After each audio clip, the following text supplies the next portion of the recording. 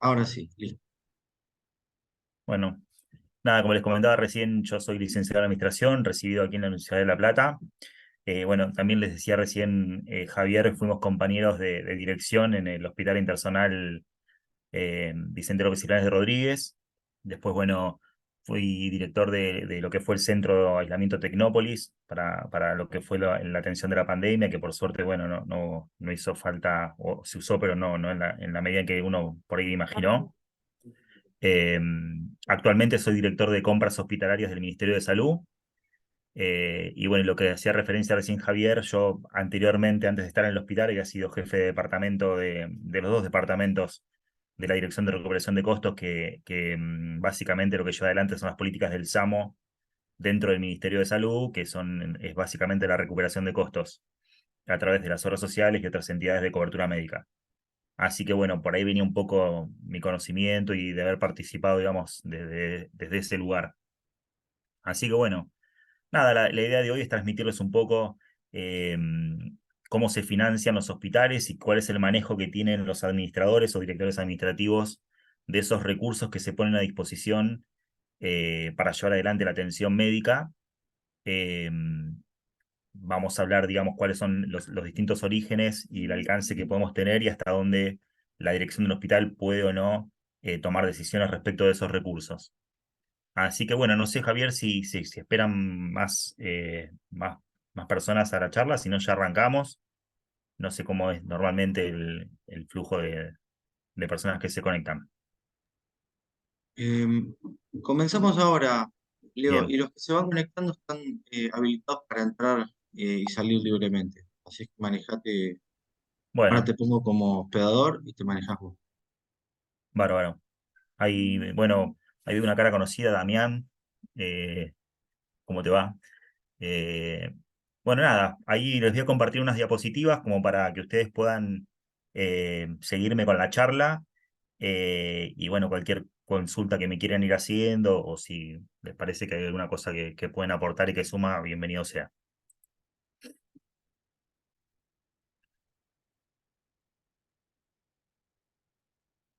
Bueno, ustedes me dirán si se puede ver. Sí, se ve Se ve muy perfecto. bien.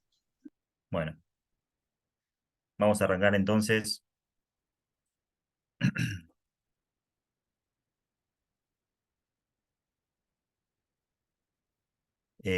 Bueno, está medio desfasado, espero que se vea bien.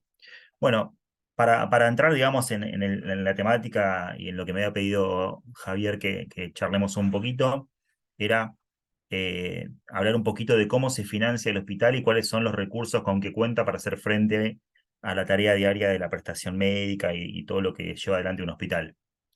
Básicamente se dividen en tres fuentes muy definidas que tienen que ver con lo que es el presupuesto general, que es rentas generales. Eso se aprueba anualmente a través de una ley de presupuesto, una ley general de presupuesto, y es lo que nosotros le llamamos normalmente presupuesto o rentas generales. Esa es una de las fuentes principales, en su importancia en cuanto a porcentaje, es realmente eh, la principal fuente de financiamiento que tiene el hospital. Luego tenemos los recursos que se recaudan a través del SAMO, que ahora después vamos a ir viendo cada uno de estos puntos.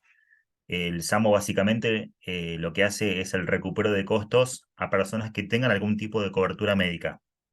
Esta cobertura puede tener que ver con una obra social, con una prepaga, con un seguro, digamos, de ART o seguro de responsabilidad civil, alguna empresa que haya conveniado con el hospital. Hay distintas fuentes que después las vamos a ir viendo. La otra fuente de financiamiento es el Plan Sumar, que ha tenido varios nombres, el Plan Nacer, el Materno Infantil, bueno, ha ido pasando por distintos nombres, que básicamente lo que hace es darle cobertura a personas que no tienen eh, otro tipo de cobertura, que no tienen obra social, que no tienen este tipo de coberturas que les comentaba anteriormente, y pasan a conformar los fondos propios que cuenta el hospital. Y después hablamos de otras fuentes de financiamiento que también pueden ser consideradas, como por ejemplo, que si bien no son de disponibilidad directa de la dirección del hospital, sí a la hora de llevar adelante la atención, como decía Javier, cuando cuando hay que dar, cuando no hay, o sacar de una lata que ya se llevó al fondo, existen otras fuentes, como pueden ser, por ejemplo, las cooperadoras, que están reguladas también por el Ministerio a través de una resolución, que dan cobertura a las necesidades, a ciertas necesidades del hospital, con un formato diferente, obviamente, aplicando otro tipo de restricciones, pero que también se hace frente, digamos, a las distintas necesidades del hospital. Y luego están también como fuente de financiamiento, pero ya fuera del alcance de la administración de la dirección del hospital, eh, fondos que pueden provenir, por ejemplo, de ATN, de aportes del Tesoro, de préstamos internacionales, que se manejan quizás más desde el ministerio, pero que terminan financiando en definitiva el funcionamiento de cada uno de los hospitales. Si hablamos de presupuesto, la característica principal que tiene esta fuente de financiamiento es que es una autorización a gastar. Es decir, cuando se aprueba el presupuesto, se fijan pautas generales y se dan autorizaciones a gastar de los recursos que se estima que se van a recaudar y que todavía no recaudé, obviamente, pero que se estima que van a estar a disposición de la administración pública, en este caso provincial, para hacer frente a las erogaciones que sean necesarias. Entonces, en este caso, no estamos hablando de fondos que están depositados en una cuenta bancaria, sino es un autorizado a gastar. Es un permiso que le dan, en este caso, a la dirección del hospital, que es en quien se le delega la facultad de ejecutar fondos, para hacer gastos contra ese presupuesto hasta una determinada suma. Normalmente, desde el ministerio, que esa es la función que cumple la dirección donde yo estoy ahora, se asignan presupuestos para los incisos 2 y 3. Ustedes saben que todos los gastos de la administración pública se pueden clasificar de distintas maneras. Una de las clasificaciones es por objeto del gasto. Y dentro de esta clasificación tenemos incisos. El inciso 1 son los gastos en personal, sueldos y demás, horas extras. Después tenemos el inciso 2, que son los bienes de consumo, medicamentos descartables, todo tipo de insumos que hagan a la atención médica, o por ejemplo pintura para pintar algo del hospital, algo de instrumental quirúrgico menor. Bueno, todo eso es inciso 4. En teoría, el inciso 2. En teoría son bienes de consumo, es decir, que se van agotando con el uso, normalmente se agotan dentro del ejercicio y normalmente se agotan con el primer uso, aunque puede haber casos donde esto no suceda, pero en general es así. El típico ejemplo es un medicamento o un descartable, y un ejemplo quizás no tan nítido, pero que también está encuadrado en este inciso, es el instrumental médico. Menor, ¿no? Después tenemos el inciso 3, que es todo lo que sea servicios, es decir, contrato del servicio de recolección de residuos patogénicos para el hospital. Eso es un servicio. El servicio de mantenimiento de la red de gases del hospital. Servicio, en el caso de un hospital que no cuente con cocina propia, el servicio de cocido, es decir, las raciones que una empresa del rubro va a llevar para darle la alimentación tanto a los pacientes como al personal autorizado.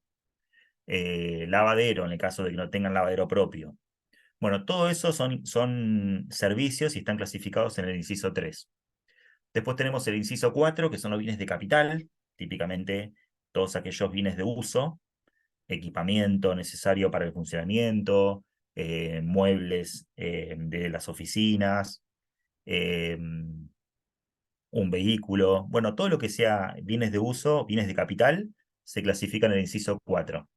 Después hay otras clasificaciones más, que serían el inciso 5, que son para transferencias y demás, pero que ya no son de la órbita del manejo del hospital, así que después si quieren se puede charlar, pero no viene el caso. Entonces, lo que yo les decía es que cuando arranca el ejercicio, desde la dirección donde estoy yo en este caso, se asigna el presupuesto para cada uno de los hospitales. Ese presupuesto se va a asignar en función de un histórico que viene ejecutando, más una pauta inflacionaria que se tiene en cuenta, sobre todo en este contexto, más datos de producción del hospital. Es decir, si un hospital agrega algún servicio o agrega camas al hospital o empieza a prestar algún servicio que antes no prestaba. Bueno, eso se tiene en cuenta a la hora de incorporar los fondos a ese presupuesto para que se pueda hacer frente a las erogaciones que implica, digamos, el llevar adelante el servicio. Eh, entonces, en este caso, se asignan presupuesto cuando comienza el año y normalmente, salvo que sea un hospital muy chiquito, las contrataciones se organizan de forma semestral para lo que son los bienes de consumo, el inciso 2 básicamente, y en el caso de los servicios se trata de que sean contrataciones anualizadas, es decir, ahora después vamos a ver los montos hasta dónde puede contratar un director de hospital. Cuando yo hablo de hospital, vale la aclaración, me refiero a hospitales públicos provinciales. Yo esta charla que estoy charlando, digamos, que estoy dando con ustedes, está referida a hospitales públicos provinciales, porque quizás si hablamos de hospitales públicos pero municipales, el régimen de contrataciones va a ser otro y los límites de contratación seguramente son otros, y hasta donde yo conozco, la ejecución presupuestaria está siempre en cabeza de la municipalidad, no del hospital. El hospital es simplemente una entidad que genera los requerimientos, pero que no ejecuta fondos. En este caso, cuando hablamos de hospitales públicos provinciales, sí ejecutan, o sea, tienen delegadas facultades para gastar y para tomar decisiones acerca de ese gasto. Entonces, volviendo a lo que les comentaba, arranca el año, se les da un presupuesto para el inciso 2, que la idea es que lo gasten en forma semestral, y se les da un presupuesto para el inciso 3, que la idea o se trata de que los contratos sean lo más largos posibles, si pueden ser anuales, mucho mejor. Y después, para el inciso 1, no es un gasto que administra el hospital, es decir, todo lo que es sueldos no se pagan desde el hospital, no se administran desde el hospital, eso está reservado obviamente para el nivel central, tiene otro tipo de manejo.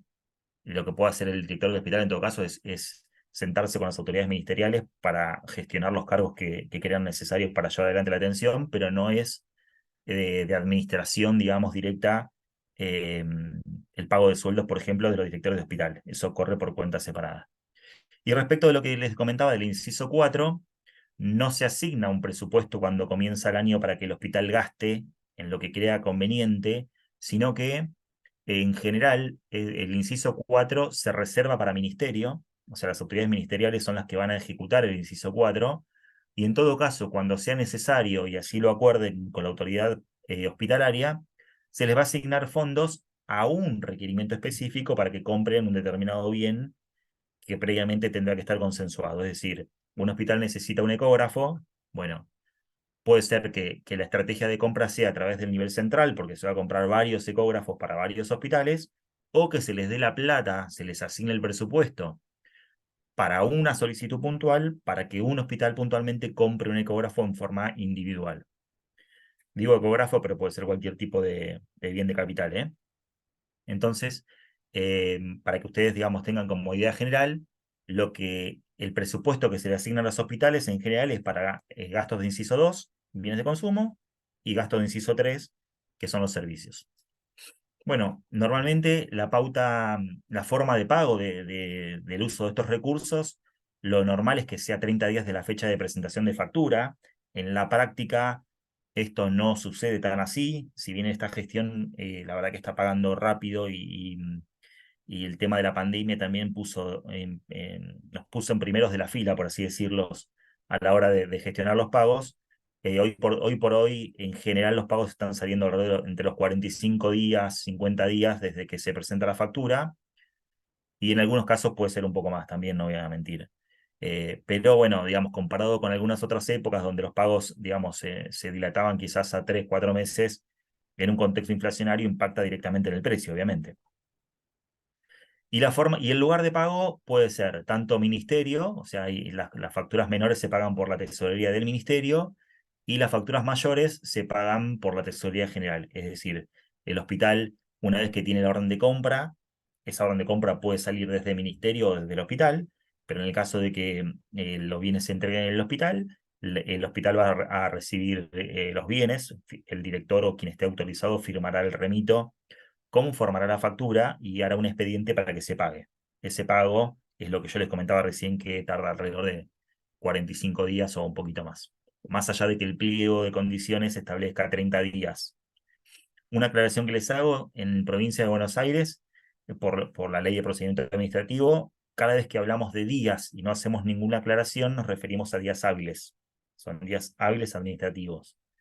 Salvo que se aclare, siempre van a ser días hábiles, distintos en el caso de Nación, donde la cuenta es al revés, digamos. Bueno, un poquito ya les adelanté antes, se asigna presupuesto para los incisos 2 y 3, que es de libre disponibilidad. El ministro, a través de una resolución de delegación de montos, lo que hace todos los años es delegar en cabeza de los directores ejecutivos de hospital las facultades para hacer contrataciones. Esas facultades, después podemos ver, hay distintos tipos de contrataciones previstas en la normativa vigente, pero las que se delegan los directores de hospital son dos o tres. Por un lado, la licitación privada; por otro lado, el procedimiento abreviado, que es una compra directa; y la factura conformada, que se utiliza solamente con fondos del SAMU y SUMAR, después lo vamos a ver, solamente para gastos que llegan hasta los 100.000 pesos. Así que bueno, es el director ejecutivo quien tiene la delegación expresa del ministro para hacer frente a los gastos. Ningún director de hospital que no sea ejecutivo va a poder ejecutar fondos. Ningún director asociado puede firmar disposiciones que autorizan gastos. Esto está reservado a la figura del director ejecutivo. Entonces, lo que suele suceder cuando hay alguna vacancia o cuando hay una licencia de algún director, la firma de todo lo que hace al movimiento administrativo de ejecución de fondos tiene que ser pasada al director provincial, al superior jerárquico. No puede firmar un director asociado que se haga cargo de la dirección, sino que sí o sí requiere la firma de un superior. Y bueno, como les decía recién, para el inciso 4 se acuerda el financiamiento desde el nivel central por rentas generales y se les da la plata, se les asigna el presupuesto para esa solicitud puntual. Este ejercicio que pasó, el 2023, como no salieron grandes compras centralizadas, se ejecutó gran parte del presupuesto del inciso 4 por hospitales. Eso tiene que ver con la estrategia de compra. En el año de la pandemia, por ejemplo, las compras fueron todas centralizadas porque se compró mucho de equipamiento de alto costo, los respiradores, las camas, bueno, todo lo que fue necesario para hacer frente a la pandemia, con lo cual el inciso 4 prácticamente no se ejecutó desde los hospitales, sino que se ejecutó en forma centralizada. Este año hubo un poco más de margen, así que se les otorgó inciso 4 a los hospitales. Bueno, después tenemos eso, en lo que les comenté recién, es lo referido a rentas generales, una de las fuentes de financiamiento, la principal fuente de financiamiento del hospital. Después teníamos otra fuente de financiamiento que habíamos dicho que era el SAMO. El SAMO, ustedes saben que es el Sistema de Atención Médica Organizada, que fue creado por un decreto ley del año 77, que después se fue reglamentando hasta el día de hoy, y permite el recupero de costos a todas las personas que tengan algún tipo de cobertura. Esa cobertura puede venir a partir de una obra social. Ustedes saben que todas las personas que tienen un trabajo formal tienen cobertura, o aquellos, por ejemplo, que sean monotributistas también pueden acceder a una obra social con el pago del valor dentro del monotributo que corresponde a la cobertura de la obra social. Después, a través de las leyes de tránsito, hacen que los seguros de responsabilidad civil sean obligatorios, por lo cual toda persona que está transportada en un vehículo tiene una cobertura a través de un seguro. También tenemos las ART que cubren riesgos del trabajo. Después están las prepagas, que como ustedes saben son contratos de adhesión en el que una persona a través de un pago conviene con una entidad una cartilla de prestaciones establecida, que obviamente cumple un mínimo, un piso, pero bueno, tiene que dar cobertura médica también. Después están las mutuales, que también brindan algún tipo de cobertura. Ahí ya entramos un poquito más a ver qué es lo que cubre y qué es lo que no cubre.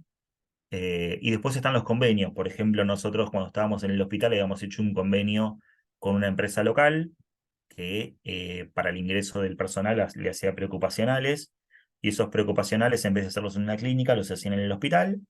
Entonces, a través de un convenio se les facturaba esa prestación y la empresa le hacía el pago por todas las prestaciones que se les hacían a esas personas que iban a ser ingresantes o no de esas empresas, y esos fondos ingresaban a la cuenta SAMO del hospital.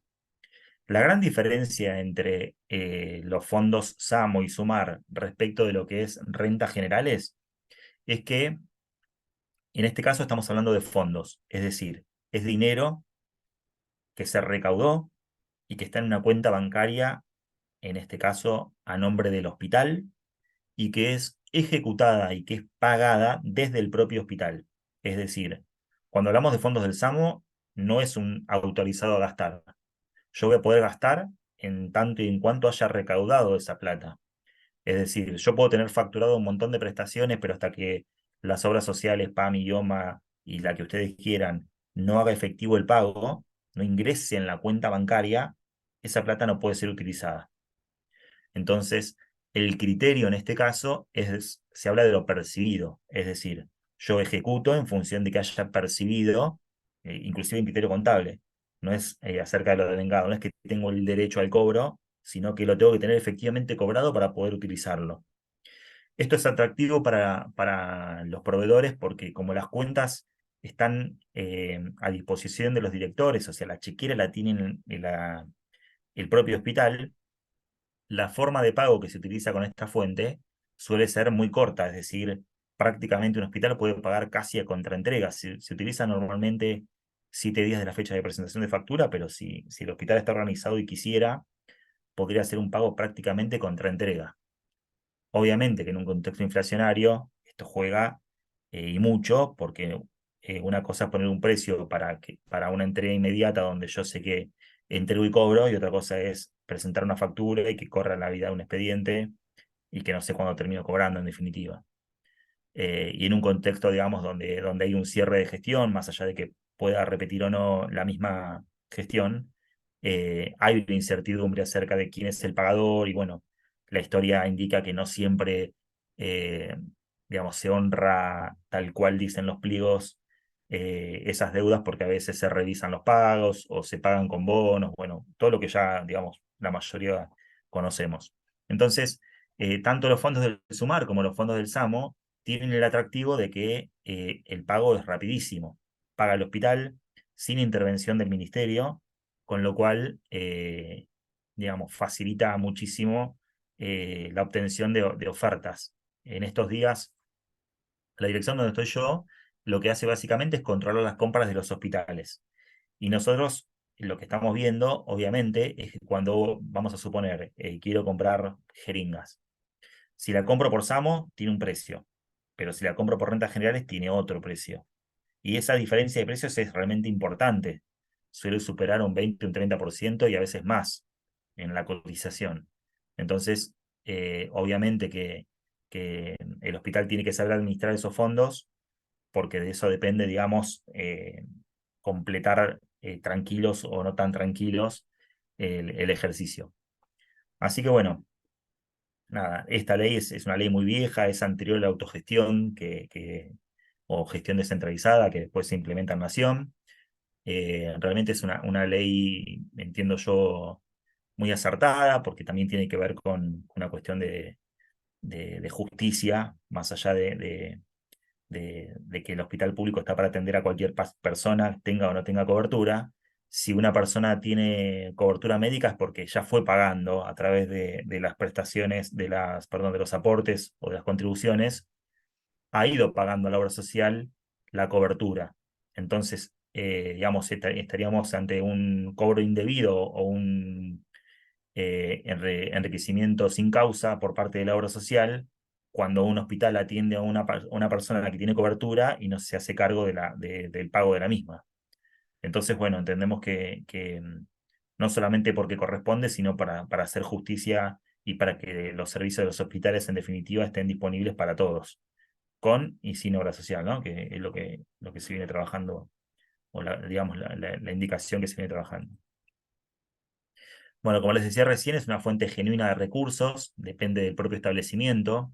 Obviamente que los fondos del SAMO tienen que ver con el lugar donde está emplazado el hospital. No es lo mismo el Hospital Odontológico de Olivos, está en Olivos, digamos, que es prácticamente una clínica y donde los pacientes que atienden o la población que atiende en general tiene, no sé, un 90% de cobertura, que el Hospital Parvisión de la Matanza, que está en un emplazamiento, digamos, una zona bastante precaria, donde por ahí la población que atiende en general no tiene cobertura médica, eh, o, o las personas que acceden ahí, digamos, en general no tienen no solamente cobertura de obra social, sino ningún tipo de cobertura.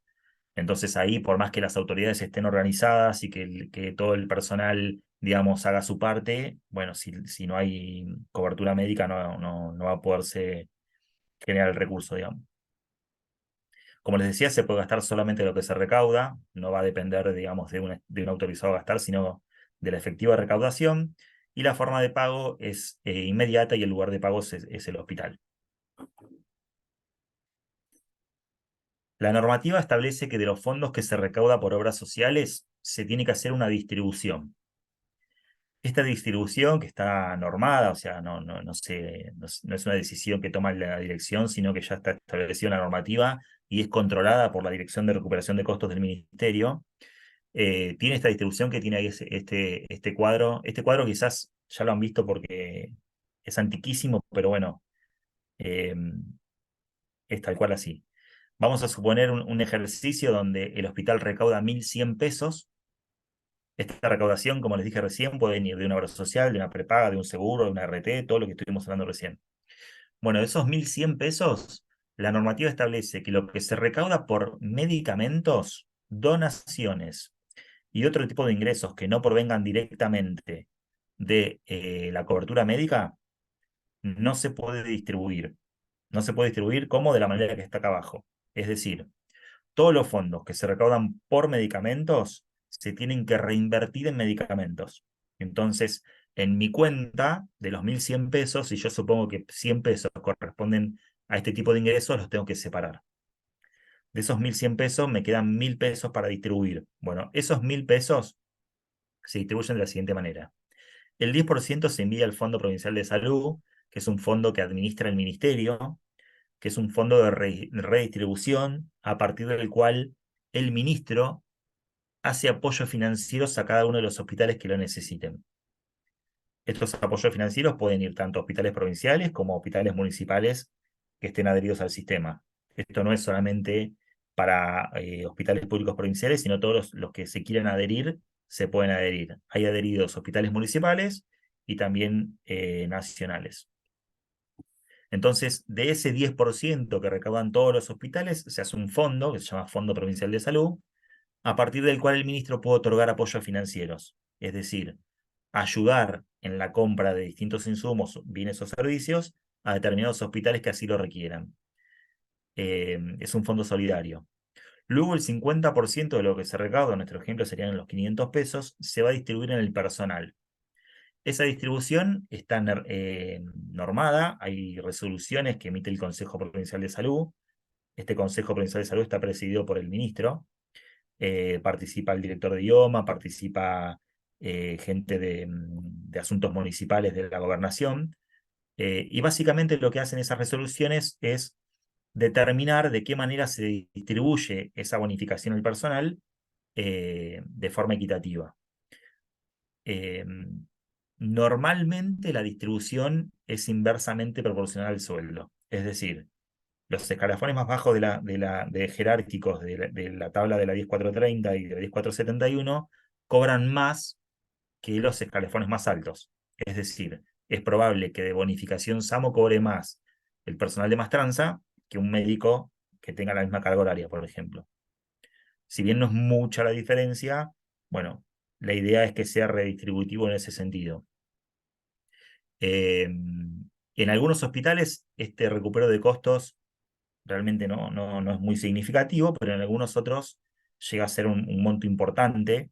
Yo hace rato que no estoy en recuperación de costos, pero me atrevería a decir que hoy por hoy hay hospitales que deben estar cobrando cerca de 40 o 50 mil pesos cada una de las personas, quizás más, con lo cual, digamos, se hace interesante.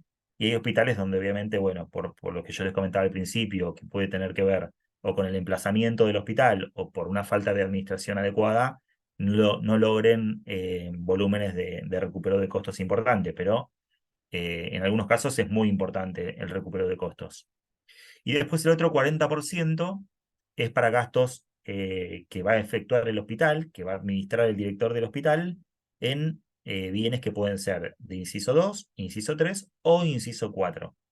Cuando el ministerio no autoriza compras de inciso 4, como yo les comentaba al principio, por una estrategia de compra, es a partir de estos fondos que se hace frente a la compra de equipamiento. Cuando uno charla con los directores de hospital o cuando yo lo decido, uno trata de guardar el SAMO para las compras de este tipo de bienes, para comprar bienes de capital, ya sea algún equipamiento, para comprar, no sé, los muebles de oficina, para cambiar las sillas, bueno, todo lo que sea inventariales, los aires acondicionados. En general, estos fondos son utilizados para esto y para llegar a fin de año, porque ¿qué pasa con los fondos de rentas generales? Normalmente a fines de octubre se cierra el libro de órdenes de compra de rentas generales por cuestiones contables.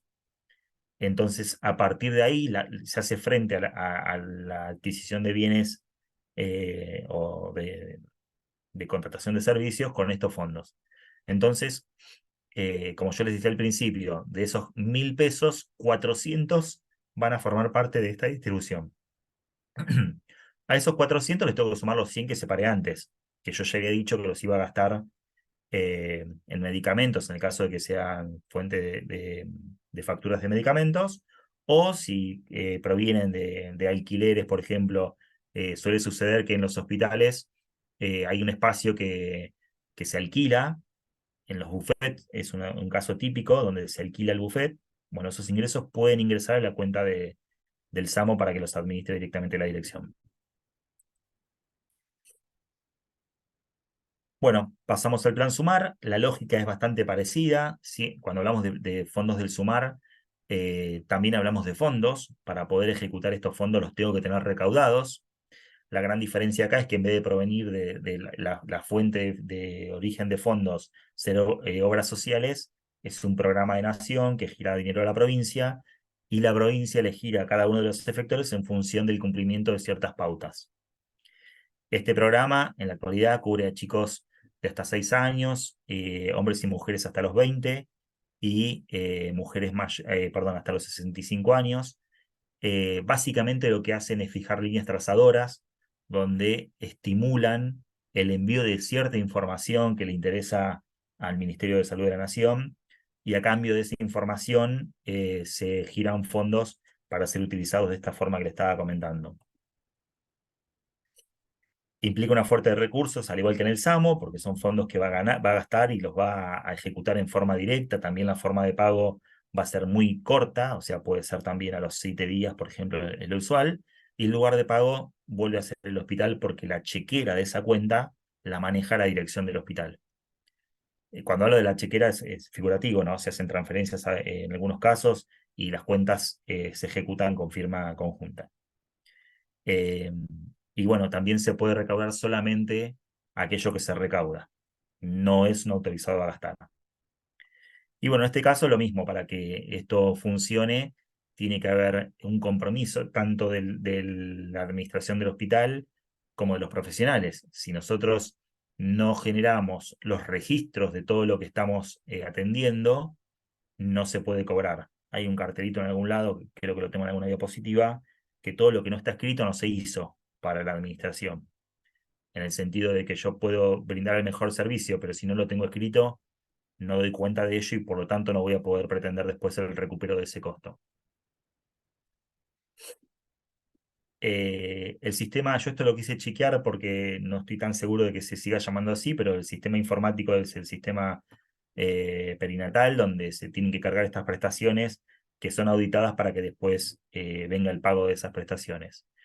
Históricamente, lo que se hacía era fomentar o incentivar algún tipo de práctica, por ejemplo, en el caso, no estoy seguro ahora, pero entiendo que sigue siendo igual, lo que se hacía era, por ejemplo, incentivar el pago, o se pagaba mejor un parto natural que un parto por cesárea, por así decir. Entonces, digamos, había un cierto incentivo a generar esa práctica y no la otra. Bueno, acá hay algunos de los datos que nos pide el programa para poder garantizar el pago en el caso de las consultas de las mujeres embarazadas. Tienen que estar como dato preciso para poder habilitar la prestación, la edad gestacional, la fecha de la última menstruación, la fecha probable de parto. En el caso de los niños, el perímetro cefálico, la talla, el peso. Bueno, son todos datos que ellos después utilizan con fines estadísticos, pero que tienen una contraprestación en el caso de los hospitales. En este caso, la distribución de los fondos no es como la del SAMO, 40-50-10, sino que la normativa vigente, que son resoluciones que va firmando el ministro, establecen distintas pautas. La que está vigente ahora establece que se puede pagar hasta un 35% de lo recaudado como bonificaciones al personal. Estas bonificaciones, a diferencia de las bonificaciones de SAMO, sí hay alguna capacidad de administración y de decisión en la dirección del hospital. En el hospital donde estábamos nosotros, por ejemplo, todo el mundo cobraba la bonificación del SUMAR. Hay hospitales donde esta bonificación solamente la recibe determinada área, o por ejemplo puede ser la parte materno-infantil, no sé, gineco, pediatría, las áreas propiamente dichas de lo que es materno-infantil, y en algún caso puede ser que directamente no se distribuya, por eso es un hasta el 35% se puede usar con esta finalidad. Luego hay un mínimo de un 35% para gastar en estas áreas base que yo les decía, que tienen que ver con lo materno-infantil, y después el 30% restante, o depende cómo venga la distribución, en servicios relacionados. Como les decía, es otra fuente de recursos para llegar a fin de año. O sea, cuando no tenemos los fondos habilitados de presupuesto, tanto el SAMO como el SUMAR, digamos, nos dan oxígeno para poder seguir adelante con las prestaciones que se van brindando. Bueno, obviamente que para generar estos recursos es muy importante la captación del paciente. Esto no sé si yo por ahí me estoy metiendo en temas de otras charlas, pero eh, básicamente para poder facturar, primero tengo que identificar el paciente que tenga la cobertura, ya sea de una obra social, de una prepaga, de una RT o del plan Sumar. Los tengo que identificar para poder a partir de ahí ver qué puedo facturar.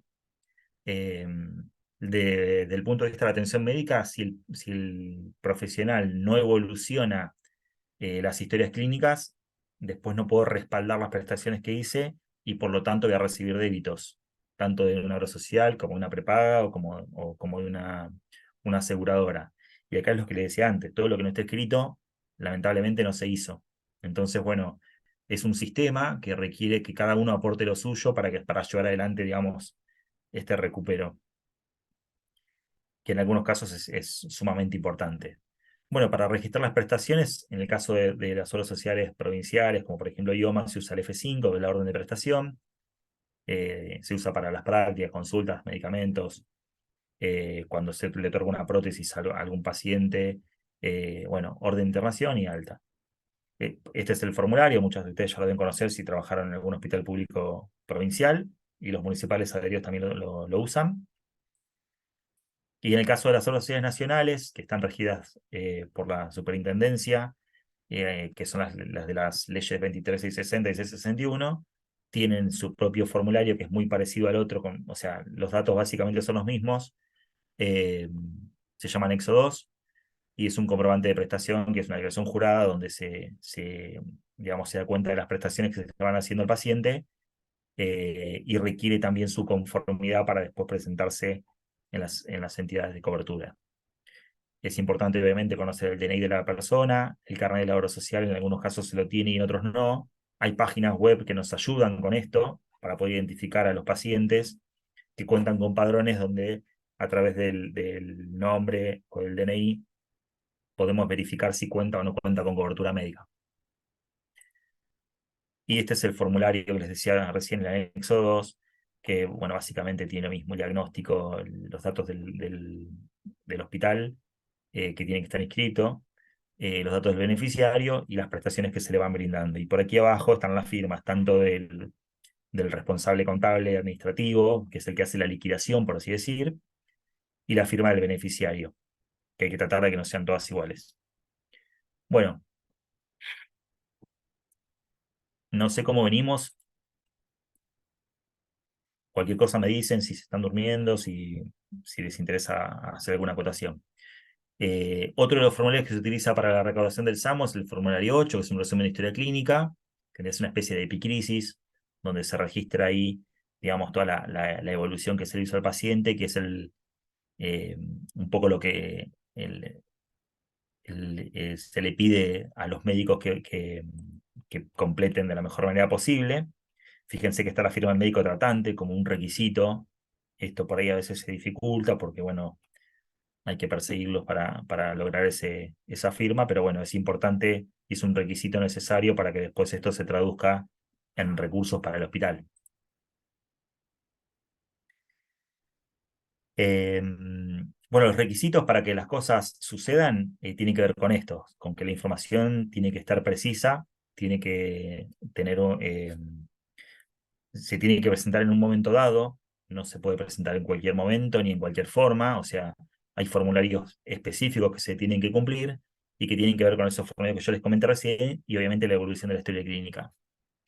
Las distintas normas lo que fueron haciendo fueron reglamentando este tipo de relación o vínculo con las obras sociales, donde a partir de distintas resoluciones se va exigiendo denuncias obligatorias en las entidades de cobertura médica y de habilitar, digamos, auditorías médicas compartidas para poder ir validando todas estas prestaciones que se van efectuando.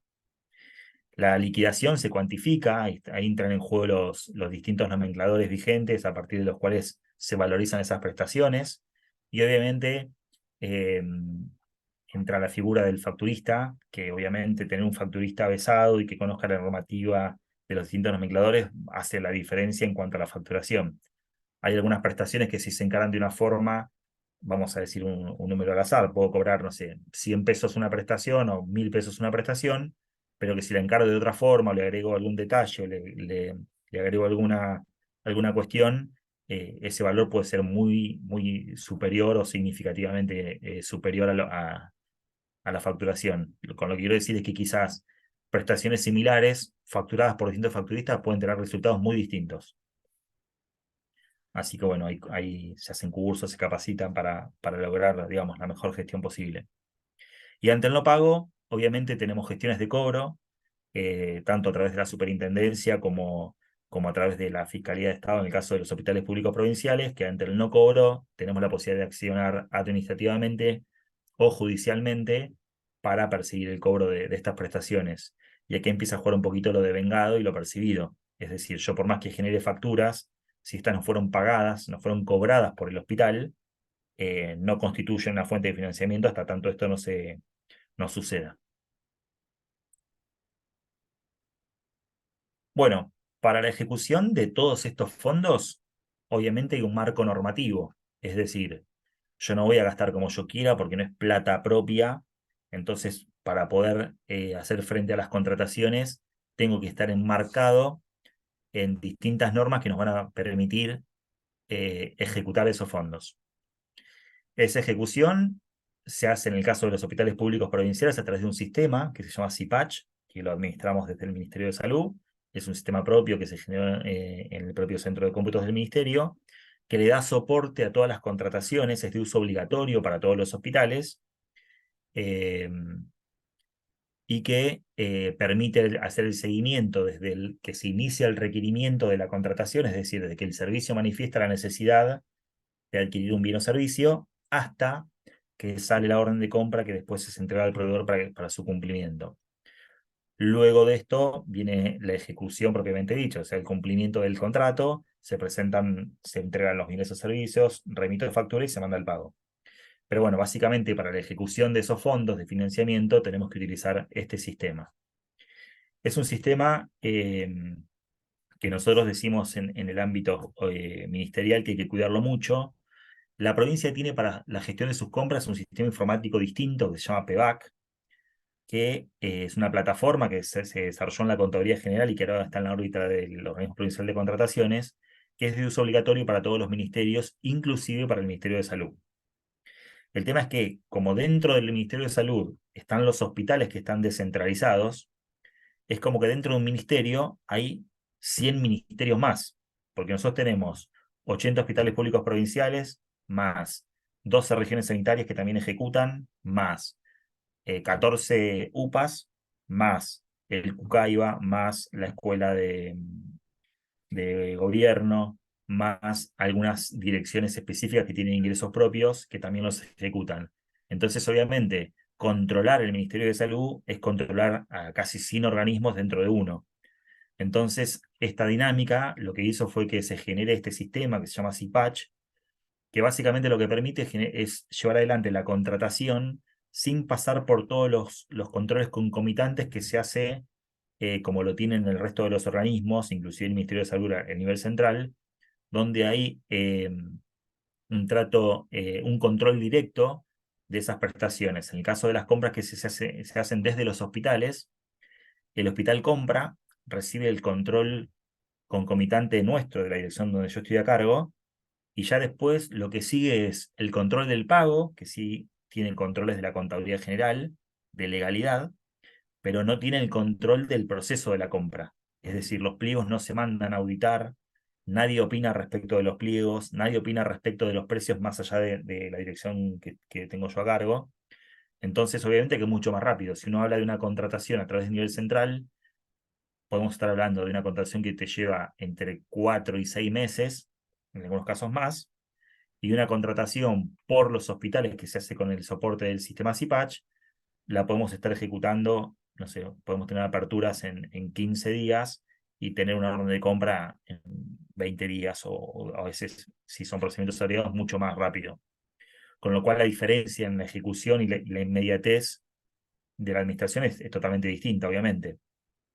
Así que bueno, es una herramienta que tenemos que cuidar porque, como les dije, no tiene tantos controles.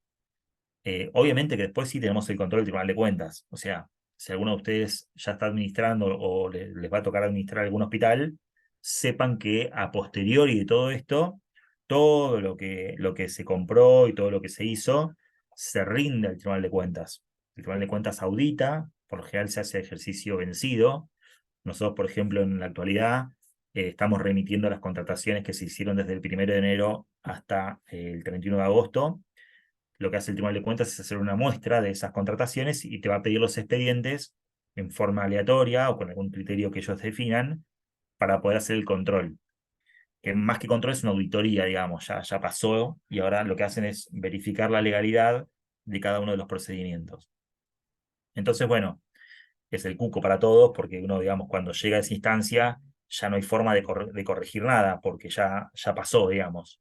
A diferencia de lo que sucede en el resto de los organismos, donde si se detecta un error, es en el momento en que se está ejecutando y tenemos la oportunidad de generar algún tipo de revisión o de corrección.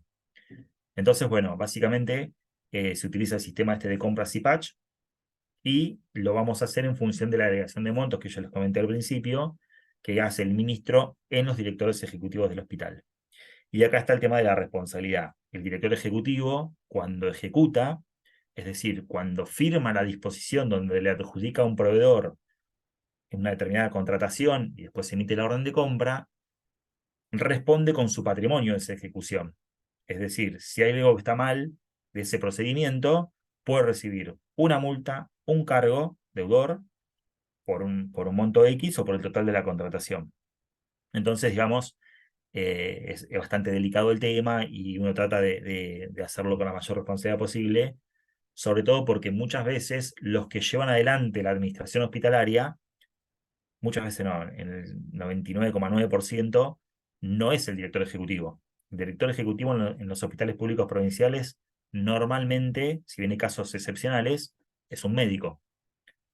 Y para llevar adelante la administración, estamos nosotros, los licenciados en administración, algunos contadores, algunos abogados, y hay personas que por ahí no tienen alguna carrera de grado, pero digamos que tienen formación administrativa, que son los administradores de los hospitales, eh, donde obviamente se diluye la responsabilidad, porque digamos, yo llevo adelante todo el proceso de la contratación, pero el que firma es el director ejecutivo.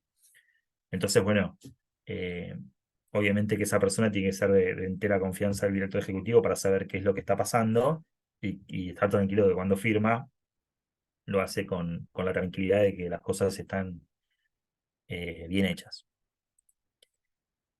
No sé cómo venimos de tiempo. ¿Los aburro? Muy bien, Leo, venimos. Santísima Bueno, noche. ¿quieren que hagamos un cortecito? Nos queda repasar un poquito la normativa y alguna cosa más y después, bueno, me pongo a disposición para si quieren hacer alguna consulta o algo. O seguimos, no sé cómo ustedes pretendan.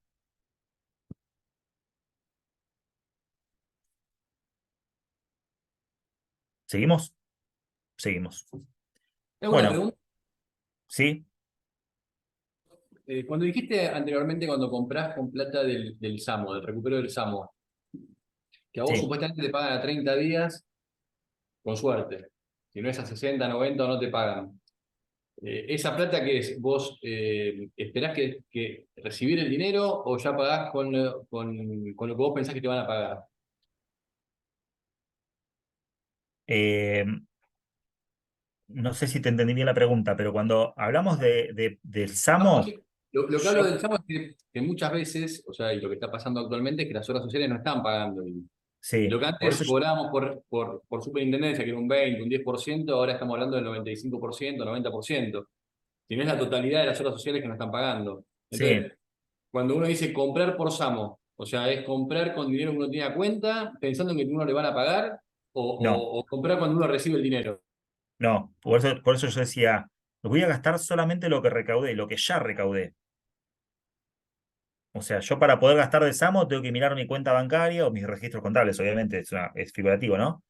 Pero miro mis registros contables y me fijo de lo que tengo recaudado, cuánto ya tengo comprometido y de eso es lo que yo puedo gastar. O sea, primero facturé, después cobré y ahora que tengo la plata la gasto. Entonces yo ahí ya voy a saber cuánto tengo para gastar. Lo que puede suceder en el medio es que yo inicie una contratación, vamos a suponer, de quiero comprar un ecógrafo. Entonces hago una reserva presupuestaria de X plata y en el medio aparece el jefe de, no sé, de un servicio X con una necesidad que valorada desde la dirección está por encima de la compra del ecógrafo. Entonces lo que puedo hacer es desafectar esos fondos, dar de baja la contratación del ecógrafo, siempre y cuando no haya emitido la orden de compra, ¿no? En el proceso. Y puedo decir, bueno, esta plata que le iba a usar para el ecógrafo, ahora la uso para X cosa. Pero siempre es plata que yo ya recaudé y que está en la cuenta y por eso me permite el pago inmediato. O sea, yo pago, eh, si quiero, contra entrega. Entonces, los proveedores que conocen este sistema de pago, obviamente que se ven tentados porque saben que el cobro es casi como efectivo, por así decir. Distinto es, y aparte paga el hospital. O sea que el hospital tiene la chequera ahí. O sea, el hospital recibe la mercadería. Viene por decir algo, viene el jefe de depósito con el remito firmado. Tengo el proveedor ahí. Voy a contable, hacen la liquidación, calculan las retenciones y si quieren pueden pagar en el mismo momento. Entonces, es prácticamente, no se hace eso en el mismo día porque siempre hay controles y demás por la dinámica del hospital, pero puedo hacerlo si lo quisiera hacer. Normalmente se paga dentro de la semana. Entonces, obviamente, comparar esa fuente de financiamiento contra rentas generales que no paga el hospital, que yo hago un expediente, que ese expediente va al ministerio, que lo controlan en gasto, que por ahí me encuentran que hay algo que está mal y me lo devuelven. Inclusive, dentro de la dinámica de los hospitales, hay hospitales que trabajan bien y hay hospitales que no trabajan tan bien. Entonces, hay proveedores que te dicen, yo en este hospital no cotizo directamente, porque me dan vueltas para el pago, porque hacen malos expedientes, porque el expediente va, viene, va, viene, va, viene, hasta que está en condiciones de ser pagado y de girarse la contaduría. Capaz que a los 45 días que yo te hablaba, le tengo que sumar 20 o 30 por ineficiencias. Y en un contexto inflacionario, obviamente, impacta. Entonces, esa es la gran diferencia. Samo y Sumar, yo ya tuve que recaudar para poder gastar. Rentas es un permiso a gastar hasta tanta plata. No estoy mirando si la provincia recaudó o no para después pagar. Bueno, el marco normativo que se utiliza para hacer la ejecución de estos fondos, eh, bueno, son leyes, la ley de administración financiera, obviamente que es la ley marco para toda la provincia de Buenos Aires. Está la ley 13981, que regula el subsistema de contrataciones específicamente. Esa es la ley que después reglamentada incorpora el PEVAC que yo les comentaba antes.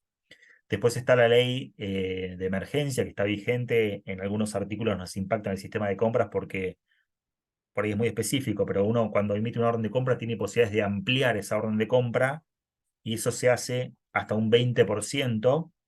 O sea, yo compré 10 medicamentos X y yo puedo ampliar un 20% más. O puedo pedirle al proveedor 2 medicamentos más, respetando las mismas condiciones de la contratación original. En el marco de la emergencia, ese 20% ahora es el 35%. Por eso es que impacta, digamos, dentro de lo que es la normativa que se hace uso para las compras. Bueno, ahí está el decreto que lo reglamentó.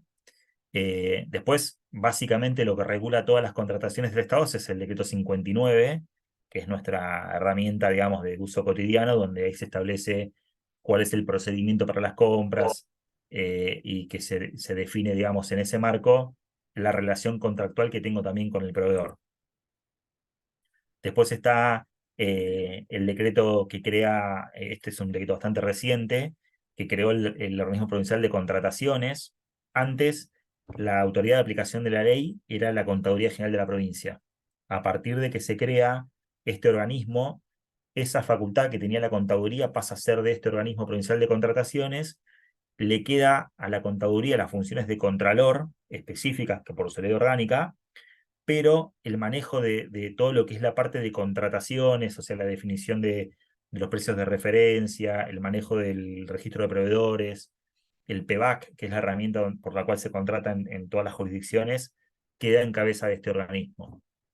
Después hay una resolución que en su momento, en el año 19, que lo que hace básicamente es establecer un pliego tipo de bases y condiciones. O sea, todas las contrataciones que se hacen en la provincia tienen pliegos. Esos pliegos son de cláusulas generales, que es para todos iguales, o sea, compro en salud y uso esta resolución, compro desde asuntos agrarios y la uso, compro desde cualquier contratación, tiene estas cláusulas generales que dice cómo es la apertura, que dice qué pasa si hay empate, o sea, son normas generales que pueden, digamos, aplicarse a cualquier tipo de contratación.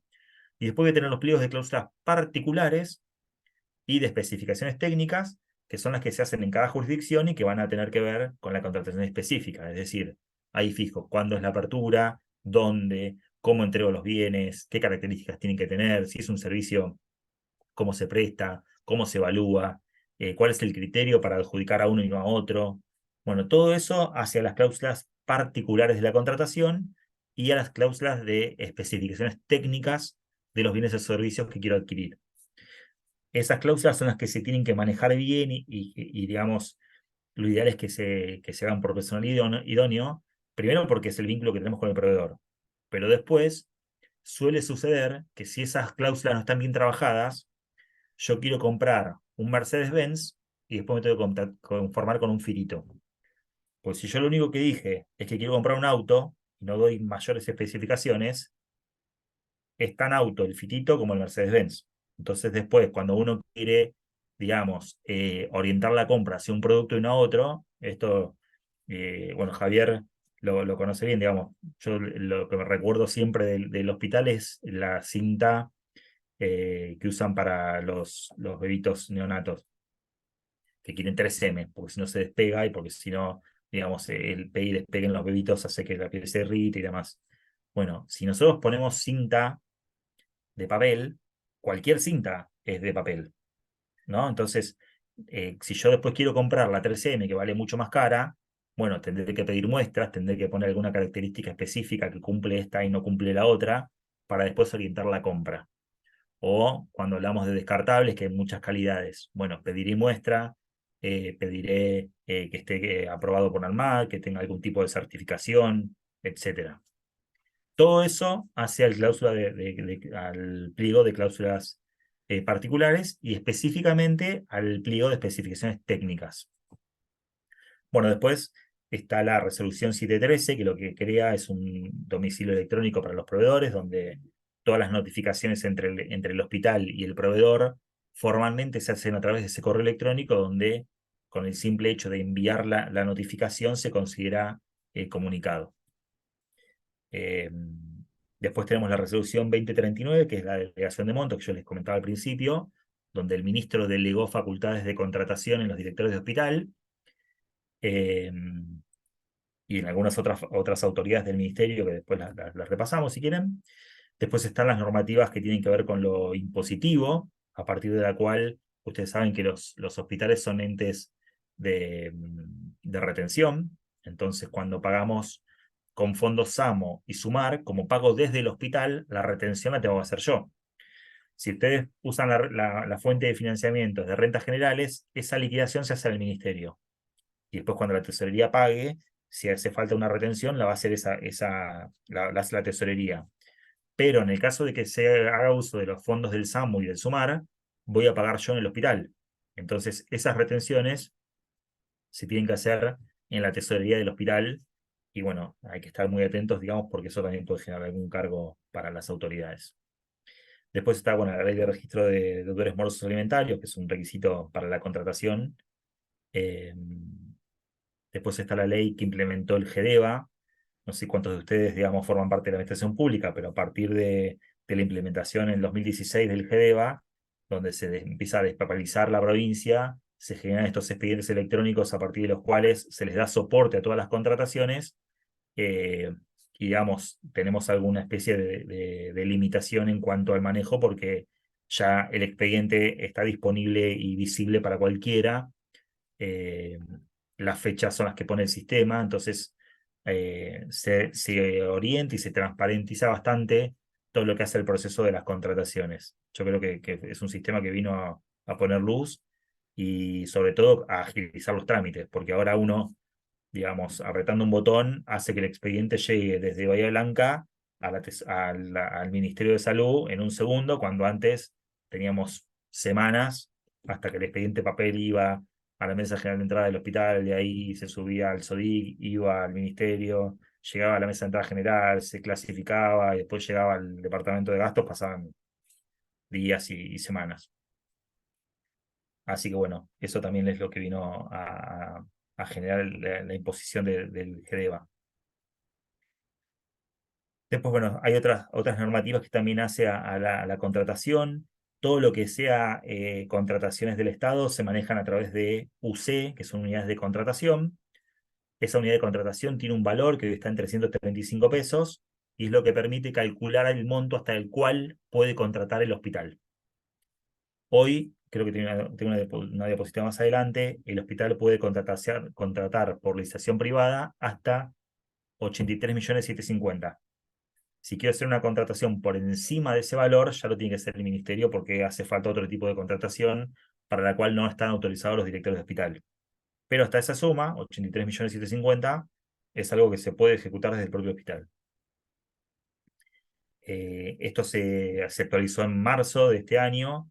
El valor anterior era 110 pesos. Fíjense que fue importante el cambio y que todos lo pedíamos, porque lo que suele suceder cuando los montos son muy chicos y contrata el hospital es que empezamos a incurrir en desdoblamientos, porque digamos, si yo puedo contratar hasta cierto monto, vamos a suponer los grandes servicios, limpieza o lavadero, donde estamos contratando servicios muy importantes, donde el costo mensual son varios millones. Si yo no tengo esa pauta muy baja, tengo que hacer contratos cortos. Entonces yo les decía, bueno, los contratos hay que hacerlos anuales, pero si no tengo la facultad para contratarlo, tengo que hacer hasta el límite de mi posibilidad. Cuando ese límite hace que yo esté por dentro de los 3 meses, se considera desdoblamiento. O sea, yo no podría contratar el mismo bien o servicio dentro de los 3 meses, porque estaría pensando que podría haber hecho una licitación pública con otro tipo de controles, a partir de los cuales se podría haber llevado adelante la contratación. Después, bueno, hay una resolución que es la 17, que establece razonabilidad de precios. Estos precios están disponibles en la página web del Organismo Provincial de Contrataciones, que es un precio límite a partir del cual uno podría o no aprobar la compra de un medicamento, por ejemplo.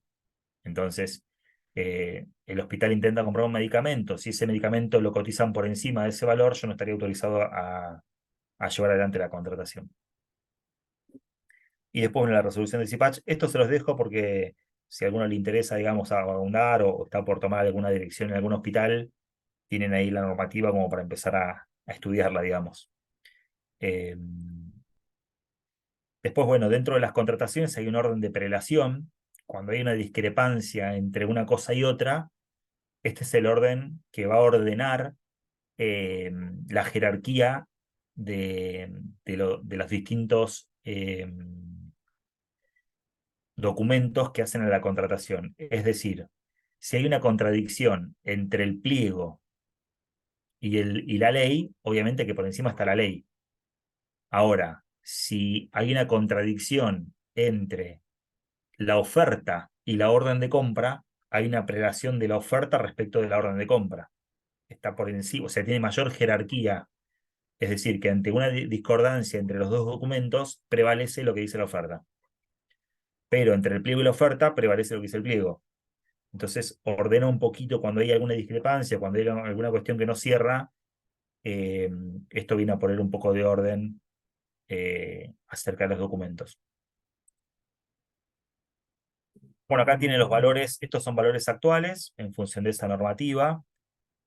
Un director ejecutivo de un hospital hoy puede hacer una licitación privada hasta 250 unidades de contratación, que traducido en pesos son 83.750.000.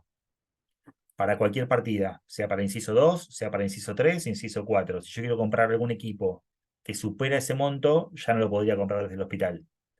No importa si la plata es del SAMO, si la plata es del SUMAR o si la plata es de rentas generales. Sí o sí requiero la intervención del ministerio. En el caso del procedimiento abreviado, bueno, la licitación privada requiere, para poder llevarse adelante, ciertos requisitos, como por ejemplo que se publique en el boletín oficial. Tengo que invitar como mínimo 4 proveedores que estén inscritos en el rubro. Tengo que publicar en la página web del ministerio y de la página web de la provincia, que es el PEVAC.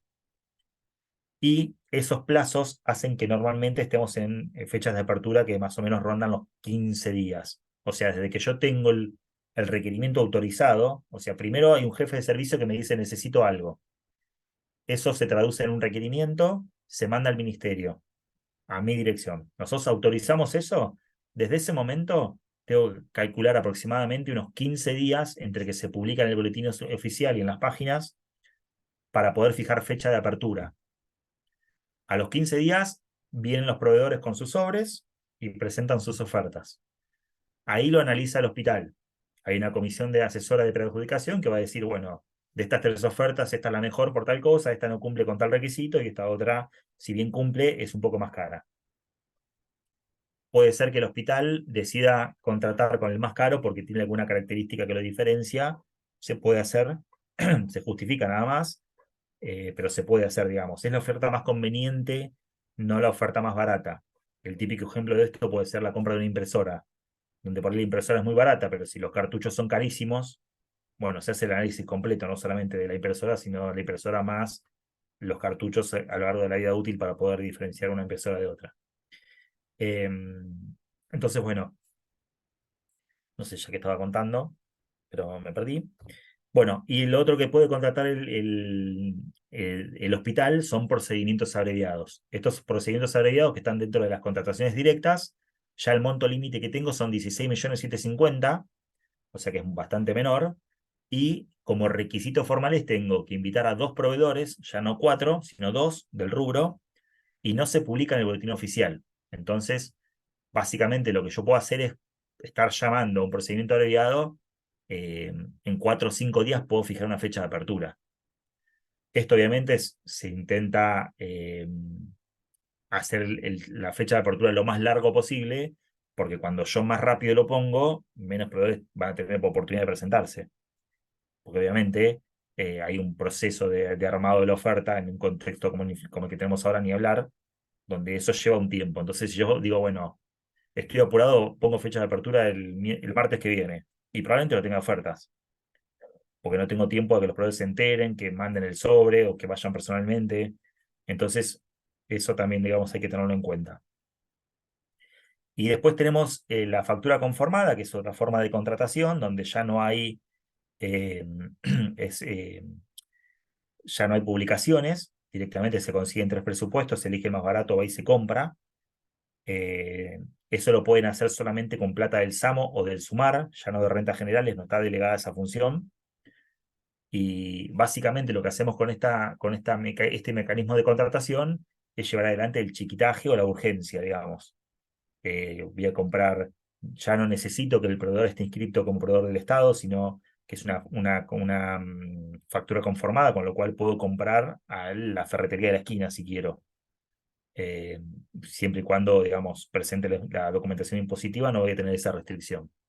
Y el límite es hasta 100.500 pesos por gasto, y en conjunto la suma de todos esos gastos tiene que ser inferior a 1.005.000 pesos por mes. Obviamente que tengo que tener plata. Si no tengo la plata, por más que tenga el permiso, no la voy a poder gastar. Que era un poco lo que comentábamos con Javier. Primero lo tengo que haber recaudado para después poder ejecutarlo. Bueno, como les comentaba, para llevar adelante las contrataciones se hace a través de este sistema, el sistema CIPACH, que es el sistema informático para la adquisición de contrataciones hospitalarias. No se puede comprar por fuera de este sistema, es obligatorio, salvo las compras menores que se cargan en el CIPACH, hay un apartado específico, pero yo no voy a poder obtener una orden de compra si no es a través de este sistema.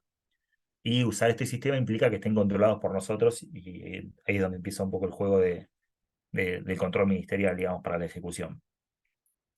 Y como cierre, les cuento que para poder ejecutar estas contrataciones, hay una serie de sistemas que se interrelacionan, se vinculan, que tienen que ver con el CIPACH como soporte central para la contratación, pero que a su vez tiene un expediente electrónico que le da soporte donde se van cargando estas ofertas.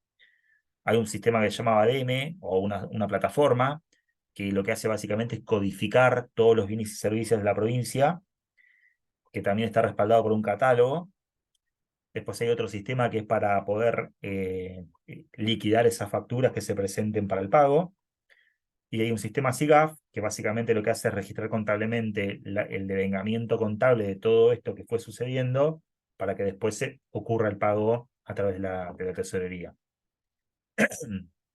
Así que bueno, esto es un poco, a grosso modo, digamos, lo que les quería contar hoy, eh, como para eh, ir cerrando y quizás dar lugar a alguna consulta que ustedes, o algún comentario que ustedes quieran hacer, alguna pregunta puntual, no sé.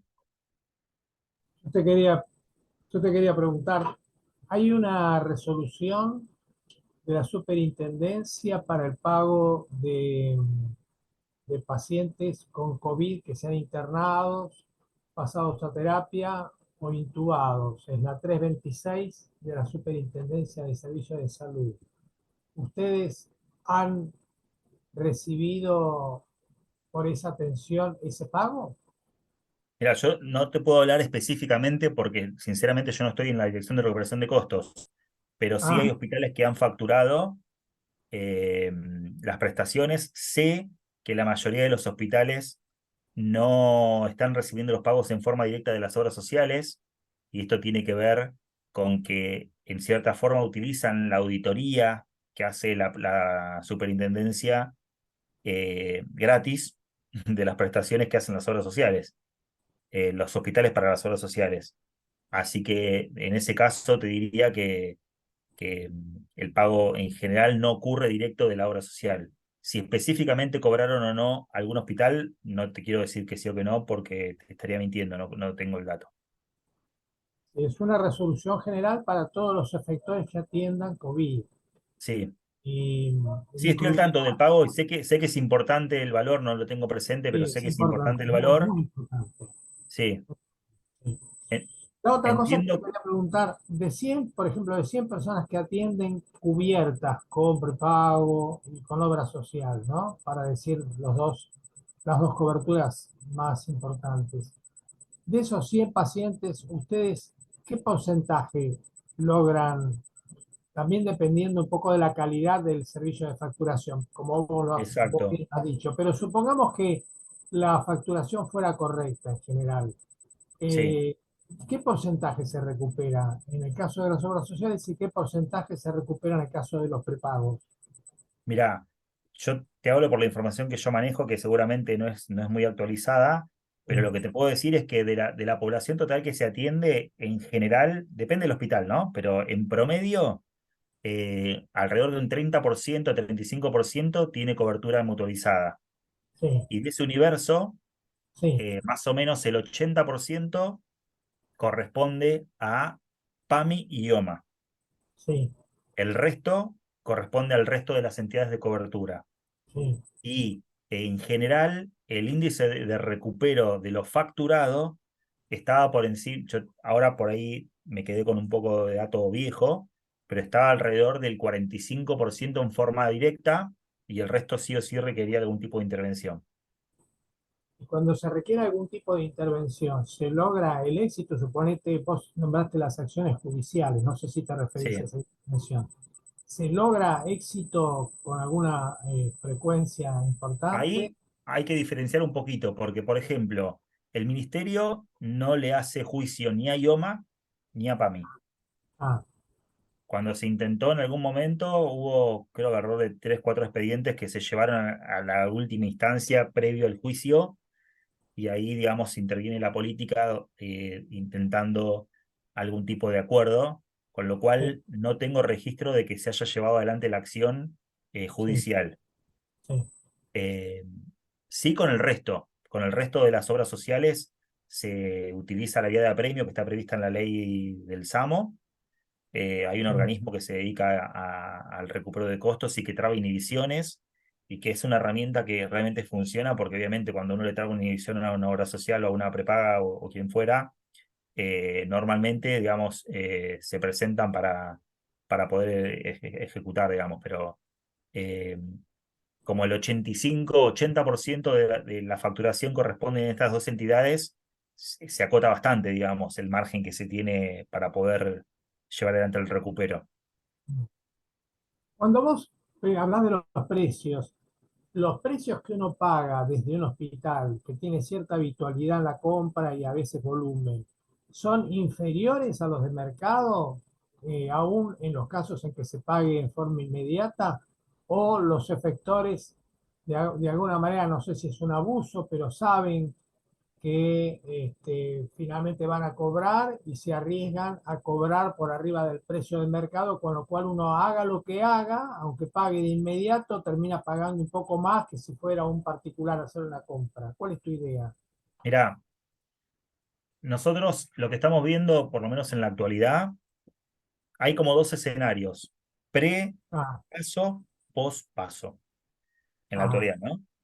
bien, Veníamos trabajando en lo que es medicamentos, en general estamos, cuando uno habla de mercado, hay que diferenciar el mercado, digamos, de lo que es el Kairos, donde uno tiene por ahí precios de venta al público, y sí, otra cosa es la compra que hace el hospital, que históricamente estuvo muy por debajo del Kairos. De hecho, ajá, nosotros teníamos como pauta hasta acá no aprobar nada que esté por encima del Kairos menos un 35%, un 32 o un 35%. Esa era la bien, pauta que se manejó históricamente, digamos. O sea, un bien, hospital no debería estar pagando un medicamento por encima del Cairo menos un 30%. bien, Ahora, a partir de la evaluación que hubo del 22% y del resultado de las elecciones, lo que estamos viendo es que los precios se dispararon, pero de una forma exponencial. No sí, tenemos, no hay relación que tenga que ver con una pauta inflacionaria ni con la variación del dólar en las cotizaciones que se están viendo. ah, Estamos realmente muy o sea que no hay complicados precio, porque no, hay aumentos que no se justifican, o sea, son netamente especulativos, que no digo que no haya alguna razón o no para hacerlo, pero realmente estamos complicados con un tema de precios porque no hay no hay eh, precio. hay precios, pero precios que no tienen que Ah, ver con una estructura de costos ni con una inflación real. Sí con una expectativa inflacionaria que uno puede acompañar o no, pero esa es la realidad. Los precios máximos a los que yo hacía referencia en esa resolución 17 que los tiene el OPC, el Organismo Provincial de Contrataciones, por ejemplo, para el caso de los medicamentos, lo que hace es tomar el Kairos, le trae, hay una fórmula que está explicada en esa resolución donde el Kairos se divide por 1,5 y se le aplica a una deducción que tiene que ver con los costos financieros. más o menos un 20% el hospital estaría autorizado a gastar. Lo cierto es que nosotros estamos gastando muy por debajo de ese valor, con lo cual todavía tenemos ese margen, pero sí es cierto que los precios están viniendo realmente muy altos. Hoy por hoy es muy, digamos, hay muchas contrataciones que están quedando fracasadas por precio excesivo porque no tiene lógica o sustento, digamos, contable las ofertas que estamos recibiendo.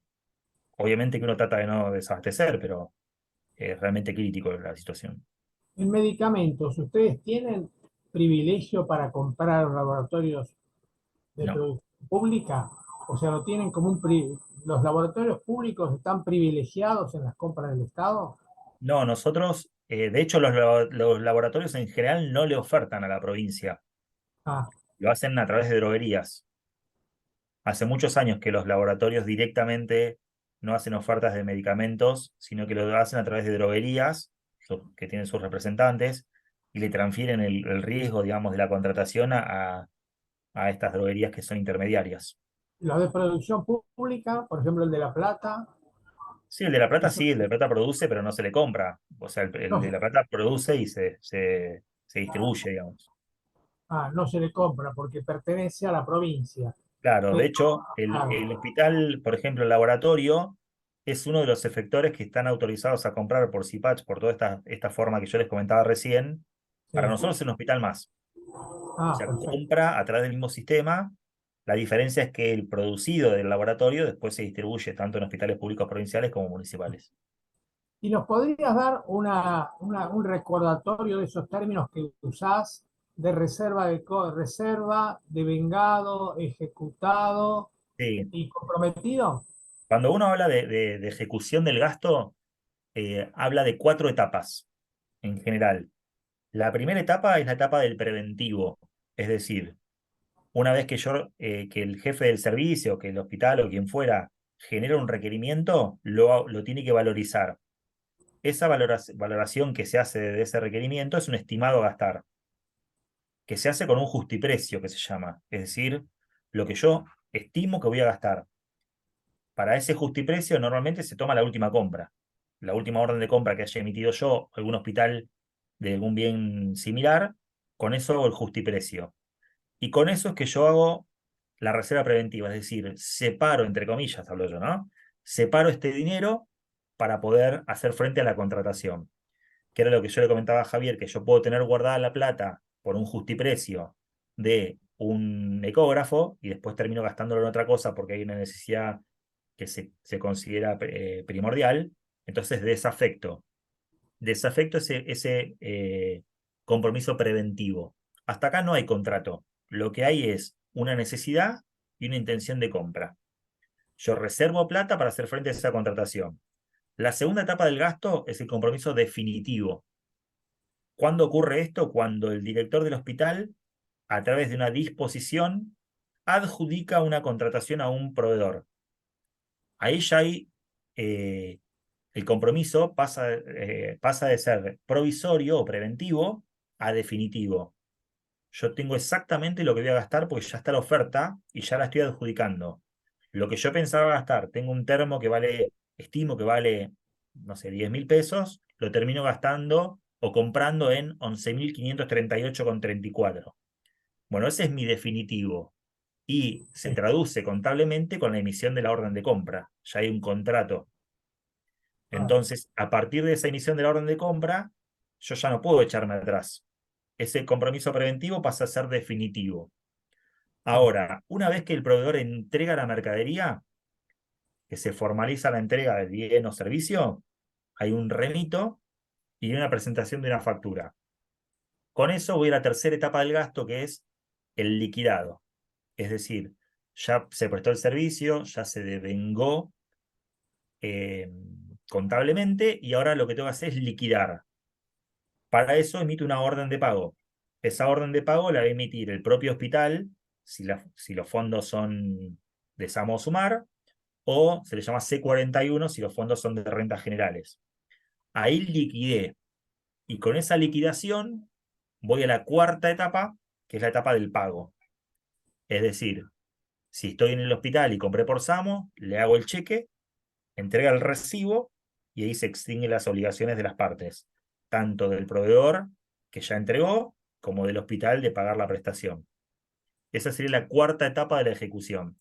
Y en el Sí, caso de sí, que sí. sea a través de rentas generales, eso va a ocurrir cuando la Tesorería General o la Tesorería del Ministerio efectiviza el pago y ahí se cancelan las obligaciones de las partes. Si Así en que el vos medio, sí, perdón, si en el medio ocurre algo, por ejemplo, yo emití una orden de compra porque estoy comprando fórmulas lácteas para los bebitos recién nacidos y mm, resulta que no nace ninguno, bueno, yo puedo desafectar esa orden de compra. Seguramente ese tipo de contrataciones tienen entrega según necesidades. Es decir, yo lo que establezco es, compro, por decir algo, 100 leches a entregar de acá al 31/12 de este año, sí. según necesidades. Entonces, entra un paciente que requiere en este caso las leches, le hago el pedido al proveedor, le doy 48 horas para la entrega, y el proveedor en ese momento entrega las leches, remite y factura, y ahí se continúa con el pago. Llega el 31/12 y yo no ejecuté por algún motivo esa orden de compra, en ese caso puedo desafectar. O sea, el proveedor no tiene la obligación de entregarme y yo no tengo la obligación de pagar algo que no consumí. Y ahí se desafecta. Si la entrega no es según necesidades, sino que está pactada, normalmente se usa, por ejemplo, entrega el 50% se entrega a los 10 días y el otro 50% a los 60 o 90 días. Bueno, ahí voy ejecutando. Entonces el tipo me entrega la mitad de la mercadería, le pago y después me entrega el otro 90 o 50%, lo que fuera, y le pago la segunda entrega. Sí. Cuando Cuando vos dijiste hablabas que de devengado sí, y de perdón. percibido, hacía referencia, hay, no sé si nos estamos pisando, pero básicamente yo lo que hacía de diferencia es, una cosa es devengar, o sea, tener el derecho al cobro de una prestación médica, y otra cosa es cobrarla efectivamente. O sea, yo ya brindé el ¿Devengado servicio. sería un sinónimo de comprometido o sería un sinónimo de registrado como gasto? ¿Devengado? Sí. Sí, es la adquisición o pérdida de un derecho, a partir del cual, o sea, que puede ser a partir de un evento o de un contrato o lo que fuera, o el paso del tiempo, Cuando decís presupuesto ejecutado es el que finalmente se pagó, se el que se gastó. gastó. Cuando Sí. decís presupuesto devengado, El presupuesto en realidad eh, no es que se devenga el presupuesto, se puede devengar, sí, a través del paso del tiempo. Por ejemplo, si yo estoy alquilando algo, el paso del tiempo hace que se vaya devengando el derecho que tiene el proveedor del cobro porque se va pasando el tiempo y se va prestando el servicio.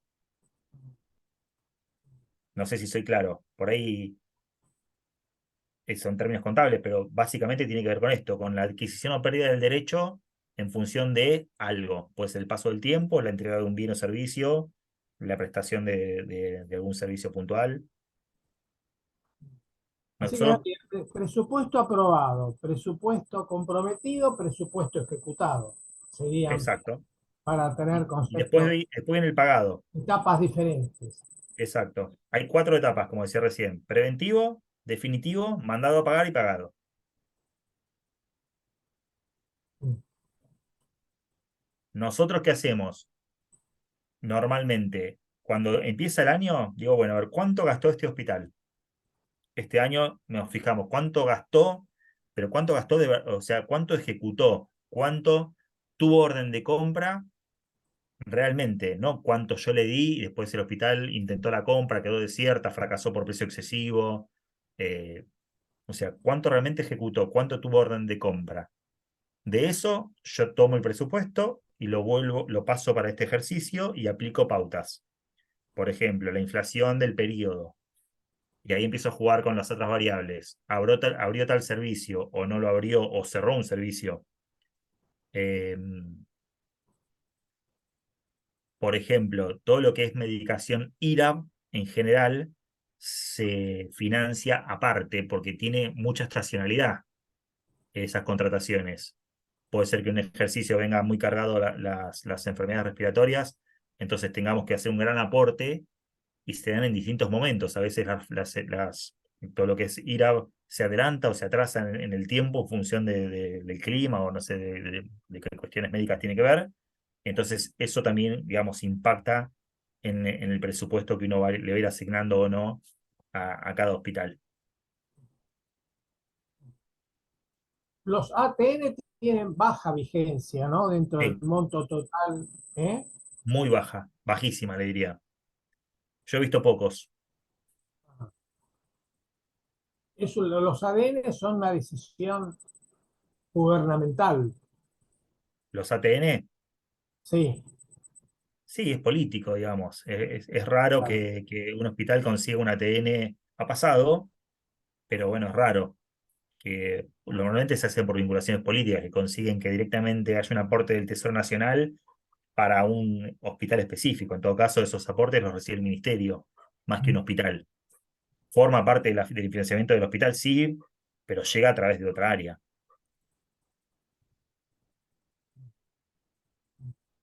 Sería un presupuesto con una gran discrecionalidad, digamos. Tal cual. Y normalmente los ATN, o por lo menos el caso que yo conozco, tiene una afectación específica, o sea, se otorga para un gasto puntual, no es de libre disponibilidad. O sea, se otorga para, no sé, por decir algo, comprar un angiógrafo, por decir algo. Y se gasta solamente en eso. Si no se puede ejecutar, se tiene que devolver. Realmente no hay muchos casos. Yo lo puse como un ejemplo más porque puede darse, de hecho se ha dado, pero Claro. no hay muchos ejemplos de esos. Sí, como las donaciones, etcétera, ¿no? Bueno, las donaciones, por ejemplo, que se reciben en el hospital a través de la cuenta SAMO, no se distribuyen. Vieron que yo les he mostrado hoy esa Sí, distribución del 40-50-10. Las donaciones van directamente al 40, o sea, se suman a los gastos discrecionales del hospital y esa donación puede ser con cargo o sin cargo. La donación con cargo, que es obviamente para gastar en alguna cosa puntual que el donante está pidiendo. Vamos a suponer, una persona se atendió en el servicio de gastro, entonces quiere hacer una donación, pero para el servicio, no para todo el hospital. Entonces dice, bueno, te dono tanta plata para comprar algo para el servicio X. Bueno, cuando las donaciones son con cargo, la dirección del hospital las tiene que aceptar. A través de un claro. acto administrativo se tiene que recibir esa donación porque se está comprometiéndose en un gasto específico en eso que está pidiendo el donante.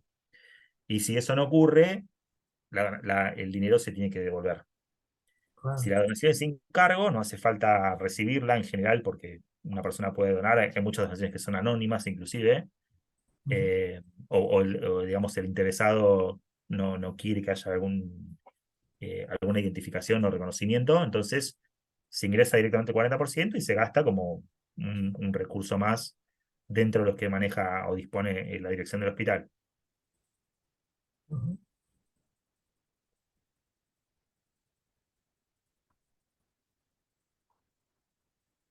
Bien. Ahí, Natalia, no sé si estás queriendo hacer alguna consulta o estás con muteada o sin audio.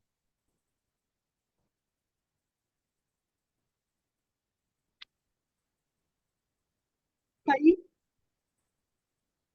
Todavía no. ¿no? Ahora Ahí sí. se, Ahora sí. Sí, Mira, yo te quería hacer una pregunta con respecto a la ejecución del gasto en la primera etapa, en la preventiva, que vos hablaste de los justiprecios, que sí. teníamos que tener en cuenta el historial y el, el índice Natalia, te inflacionario. reconozco que sos vos por la voz. Recién me di cuenta que sos vos. Estás muy Bueno, joven. gracias. Escúchame, Leo, con respecto a eso, ¿qué, con el índice inflacionario que tuvimos actualmente, ¿cuál sería el porcentaje que nosotros le tendríamos que sumar a ese justiprecio teniendo en cuenta el historial del primer semestre? Que fue el problema que nos hemos encontrado actualmente en las licitaciones. Sí. Nosotros, en el caso de los hospitales que tienen historial de compra, preferimos que usen el último precio pagado, porque nosotros desde esa fecha aplicamos pautas inflacionarias y en este último tiempo también tenemos en cuenta la devaluación. Si el hospital no tiene historial de compra, bueno, ahí sí le pedimos que usen las últimas compras de otro hospital. ¿Pero por qué hacemos esto? Porque nosotros de esta forma nos aseguramos que el presupuesto original que se le otorga al hospital le va a alcanzar para remitir la primera vez las solicitudes. Y después con los refuerzos se hace frente a las variaciones de precios. Bien. Si vos de entrada usás el último precio pagado, que puede ser excesivo en algún caso, me vas a tener que pedir refuerzos presupuestarios antes de arrancar, inclusive. Bien. Entonces, digamos, tiene ventajas y desventajas. La ventaja es que obviamente va a ser más real, entre comillas, eh, el inicio del expediente, porque, digamos, vos vas a estar tomando precios prácticamente de mercado, y en otro contexto te diría que es lo que corresponde, pero en este contexto es muy difícil establecer, porque hoy por hoy, como les comentaba recién, hay precios que han variado, no sé, 100% respecto de junio, A mí me que no se sucedió eso. explica, que no se explica con ninguna pauta. Entonces, justamente ya nosotros tuvimos, hace muy poquito, estuvimos tratando el tema del ministerio porque la preocupación es decir, bueno, hasta dónde se puede hacer lugar a esos precios. El tema es que hay algunos rubros donde los problemas no son tantos. Entonces digo, bueno, rechazo y que llamen de vuelta. O sea, que hagan un segundo llamado porque este fracasa por precio inadmisible. ¿Hasta qué punto voy a lograr con eso que vengan precios más bajos en un contexto como este?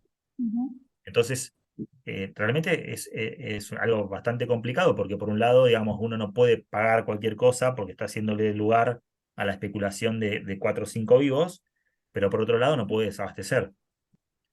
Entonces, digamos, es una línea bastante delgada donde uno va tratando de pasar de la mejor manera posible y sin desabastecer, hacer lugar a algún aumento, pero que ese aumento tenga algún criterio y sustentabilidad, como para poder ir brindando el servicio sin que se resienta la parte médica, digamos. Pero bueno, nosotros cuando hablamos de justiprecios en general, preferimos que usen el último precio pagado por el hospital, salvo que sea una contratación muy vieja. Es decir, si vos, la última compra que hiciste de ese insumo fue hace, no sé, 2 años, no tiene sentido. Ahora, si vos compraste en el primer semestre, usa ese, que te sirve para el segundo semestre, porque nosotros ahí aplicamos la pauta semestral. Y si hay algún hospital que haya pagado más que nosotros en ese semestre, a veces me es conveniente poner ese precio en estas situaciones. Estoy hablando donde hay tanto desfasaje, ¿no? No, yo te diría que no, porque nosotros, en general, o sea, uno, si bien va viendo la base de datos cómo va evolucionando, no porque se haya autorizado un precio quiere decir que toda la base se corra. A veces ese precio tiene que ver con la cantidad. Hay hospitales muy chiquitos que por el volumen que manejan reciben siempre ofertas más caras porque lo logístico tiene un peso importante. Entonces, a veces yo cuando estaba en el hospital, obviamente que discutía de esa forma. ¿Por qué a mí me rechazás a este precio y ya probaste a otro a tal precio? Pero bueno, ahora que estoy del otro lado, tengo que decir, mira, la verdad que eh, le aprobé este precio porque es una excepción, porque en vez de pedir 10.000 pidió 500 o menos. Entonces, hay un análisis conjunto y a veces hay autorizaciones que requieren permisos de la superioridad, o sea, de la dirección general o de la subsecretaría, como para decir, bueno, si apruebo lo que está viniendo ahora, va a tener un impacto presupuestario, no sé, del 40 al 50% del presupuesto. Sí. Y no es lo mismo, digamos, hacer lugar a variaciones de precios en hospitales chiquitos que en hospitales grandes. Hay hospitales, yo te diría que en 15 hospitales tenemos más del 50% del total, que son 80. Hay muchos hospitales chiquitos que por ahí no mueven la aguja, por así decir, y que me puedo dar el lujo de decir, bueno, te duplico el presupuesto porque en realidad te estoy dando 20 millones de pesos. Pero si el San Martín, el Niños, el Vicente López y Planes, el Allende, Parvicien, digamos, hay hospitales grandes que un pequeño porcentaje implica mucho dinero. Entonces, bueno, ahí uno tiene que ser más estricto porque si no, nos quedamos sin presupuesto, básicamente. Y otra pregunta te quería hacer, por ejemplo, con respecto a la facturación de SAMO. Sí, Yo te pongo mi problema puntual, las aféresis terapéuticas que nosotros tenemos. Se están pagando, por ejemplo, cada sesión se está pagando algo de 12.000 pesos, 12.000 o 13.000 pesos, mientras que nuestros equipos por licitación están pagando 64.000 pesos, la última vez. O sea, eh, sí, digamos, están totalmente desfasados los valores nomenclados respecto del costo. Bueno, la herramienta que tienen ahí es pedir que se actualicen. Obviamente que esa actualización depende. En el caso del nomenclador SAMO y IOMA, tenemos quizás más injerencia porque depende del mismo ministro, por así decir, pero en lo que es gestión descentralizada, es nación. No hay mucho Claro. para hacer, lamentablemente. Gracias. Digamos, es parte del financiamiento de las obras sociales también, o sea, no hay que ser, digamos, ingenuos en esto. No se actualizan porque forma parte de la financiación de las obras sociales. Habrá presiones para que esto no suceda, y lo mismo pasará en el caso del Ministerio de Idioma. Uno de los principales, no sé si los principales, pero digamos, somos un cliente importante del idioma. Claro. Entonces, en algún momento se le facturaba con el mezclador SAMO, después se le empezó a facturar con el mezclador de idioma municipios, después se dejó ese nomenclador, se puso otro, después volvió. Ahora creo que los quieren unificar de vuelta. Todo este tema de los nomencladores tiene un impacto directo en el financiamiento de cada obra social. Es una forma de transferir recursos también de un sector al otro. Gracias, Leo. Yo- Pero bueno, es importante que le llegue al ministerio, en el caso tuyo, por ejemplo, que vos tenés muy identificado, que haga llegar a través de expedientes, o que visibilice, digamos, la Dirección de Recuperación de Costos, estas cuestiones. Poner sobre la mesa que tal prestación tiene un costo de X y está nomenclado a tanto, para que se tomen las medidas que se puedan tomar hasta donde los dejen, digamos. Te dejo, claro. ¿Hay algún estudio último acerca de la comparación entre tercerización y servicios propios, Leonardo? ¿Servicios de qué tipo? ¿Médicos? No, que yo No, conozca, no. si hay alguna comparación que vos conozcas que se haya realizado últimamente entre tercerización de servicios generales, de algún tipo, ¿no? No, Con servicios sinceramente propios. no estoy al tanto de esas cuestiones. Sí te Se puedo están decir de servicios que tengan que ver con prestación de servicios a los hospitales, pero tiene que ver también con una cuestión de política del ministerio. Esta gestión puntualmente no ve con malos ojos que los servicios sean brindados desde el propio ministerio, y quizás otra gestión ha preferido tercerizar servicios de limpieza, de lavadero, de cocido. Obviamente que cada una de las decisiones tiene su impacto, tiene ventajas y desventajas, pero eh, respecto a prestaciones médicas, yo desconozco si hay algún estudio que se haya hecho. Y en las prestaciones de tipo, estos servicios generales que vos decís, la mayoría de los hospitales grandes están tercerizados en los servicios generales habituales o todavía se conserva un gran porcentaje de No, hay servicios, propios. por ejemplo, todo lo que es cocido, en la mayoría están tercerizados. Ah, En la mayoría hay empresas que brindan el servicio de cocido en el propio hospital, pero son empresas. sí. Hay hospitales grandes que, pocos, pero hay algunos que lo tienen todavía propio, como puede ser, por ejemplo, el CORN. El servicio de cocido es propio, tienen cocina propia. Ah, El Ramos Mejía de la Granja, el José Ingenieros. eh, bueno, hay un par más. Y después, por ejemplo, eh, hay hospitales grandes que tienen servicios de limpieza, por ejemplo, de áreas críticas tercerizado, pero de áreas comunes no. O hay hospitales que tienen directamente servicios propios de limpieza, como era el nuestro. El de Rodríguez, por ejemplo, no tiene servicio tercerizado y toda la limpieza se hace con personal propio. y Pero el eso no servicio de cocido está tercerizado, por ejemplo. y de eso no hay estudios comparativos que uno pueda sacar una conclusión más general. Yo desconozco, sinceramente, Ah, porque tiene que ver más con la política ministerial que con con el análisis, porque investigación, las dos claro. cuestiones tienen ventajas y desventajas, entiendo. Y cualquiera que haya estado al frente de la administración de un hospital sabrá Mm. lo difícil que es llevar adelante un servicio de limpieza con personal propio, por ejemplo, donde las tasas de ausentismo son realmente altas, donde los problemas con el personal son recurrentes, y donde quizás el servicio, si se presta con una empresa, se puede hacer con 30 o 40% menos del personal que lo hace sin servicio propio. Obviamente que hay un costo en el medio porque la empresa está para ganar dinero. Entonces hay una rentabilidad que hay que cubrir. Después uno puede estar de acuerdo o no con las formas con la calidad Claro, del servicio, o puede estar de acuerdo o no con las políticas, digamos, de recursos humanos de estas empresas. claro.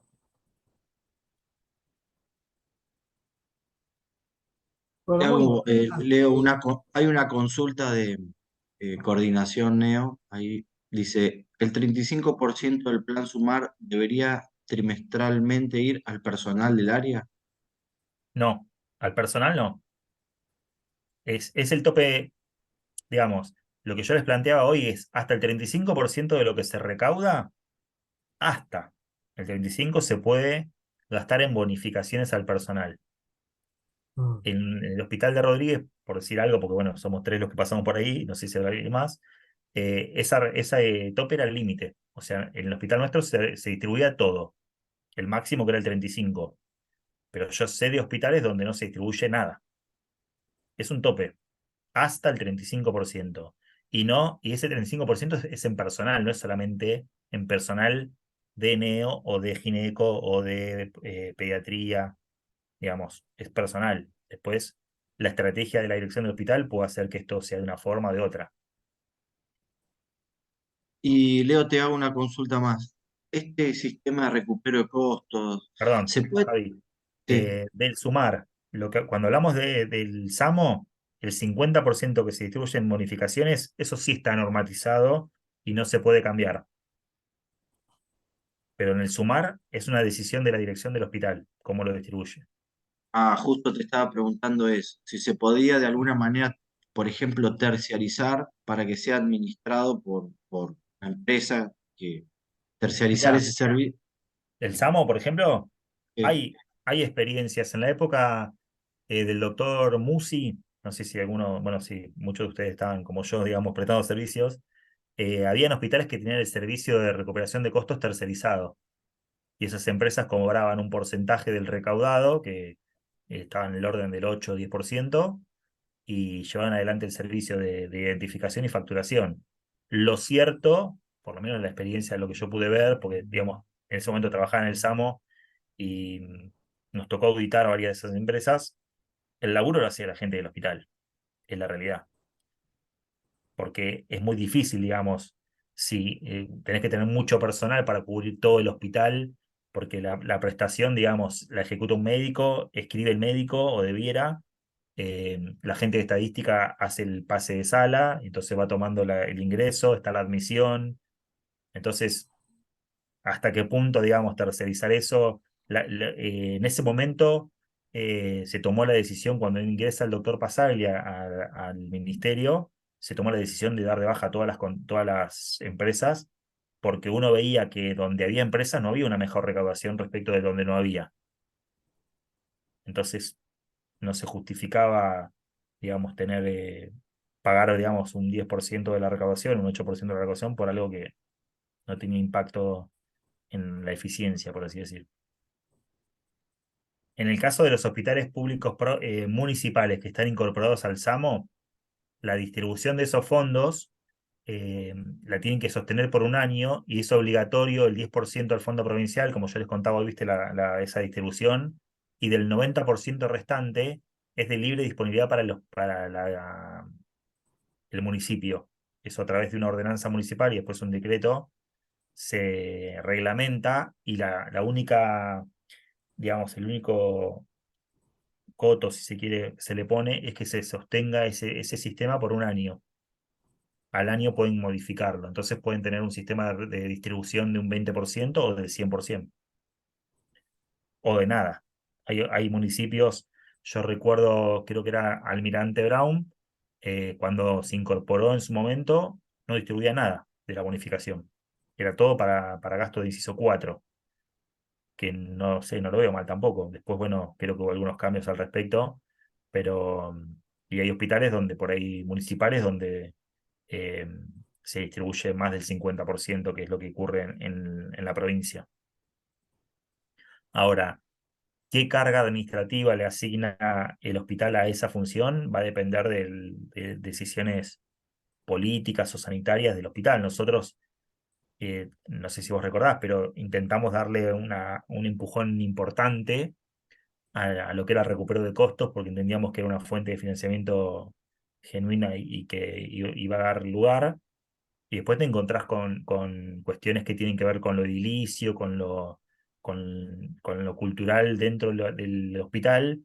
Es decir, un hospital que tiene una única entrada es quizás mucho más ordenado a los fines de poder admitir a los pacientes, donde hay una única boca, donde el paciente pasa, digamos, por un mostrador y es atendido y ahí es derivado, que un hospital que es pabellonado, donde hay el que va, no sé, al servicio de, por decir algo, de neuro, va directamente a ese pabellón y no pasa por ningún lado, y entonces empiezan a ver los turnos, ya no los da estadística, sino que los da el propio servicio, entonces ahí no se ocupan de preguntarle si tiene obra social o de pasarlo por las páginas para hacer la identificación de los pacientes, y ahí es donde empieza a haber, digamos, ineficiencias.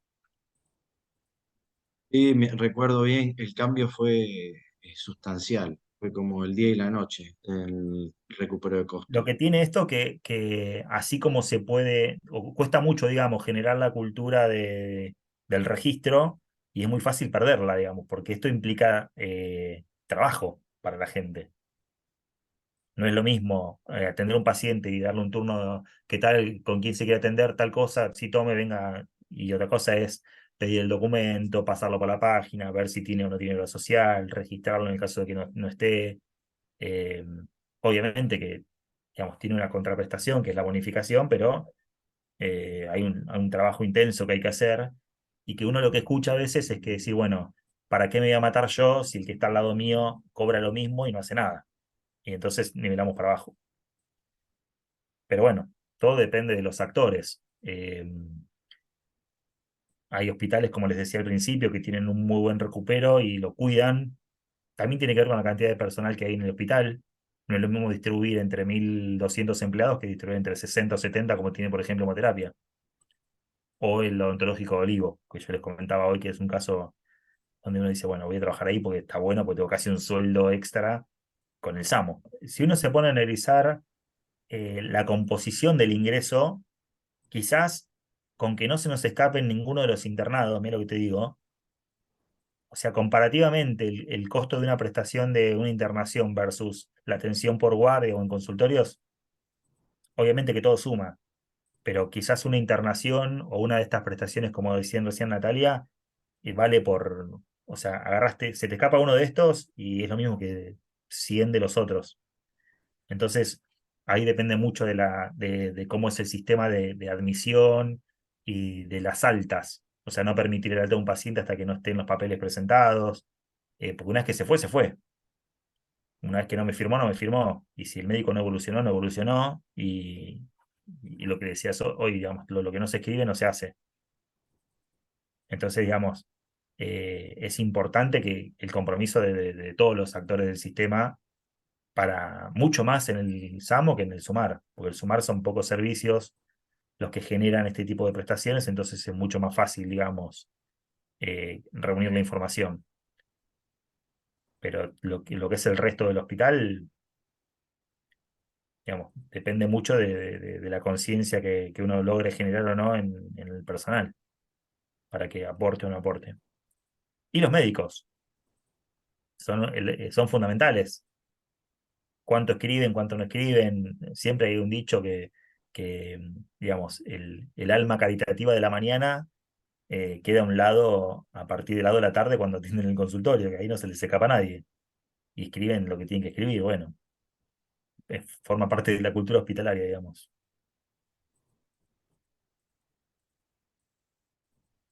Muy bien. Bueno, ¿alguno tiene alguna otra consulta?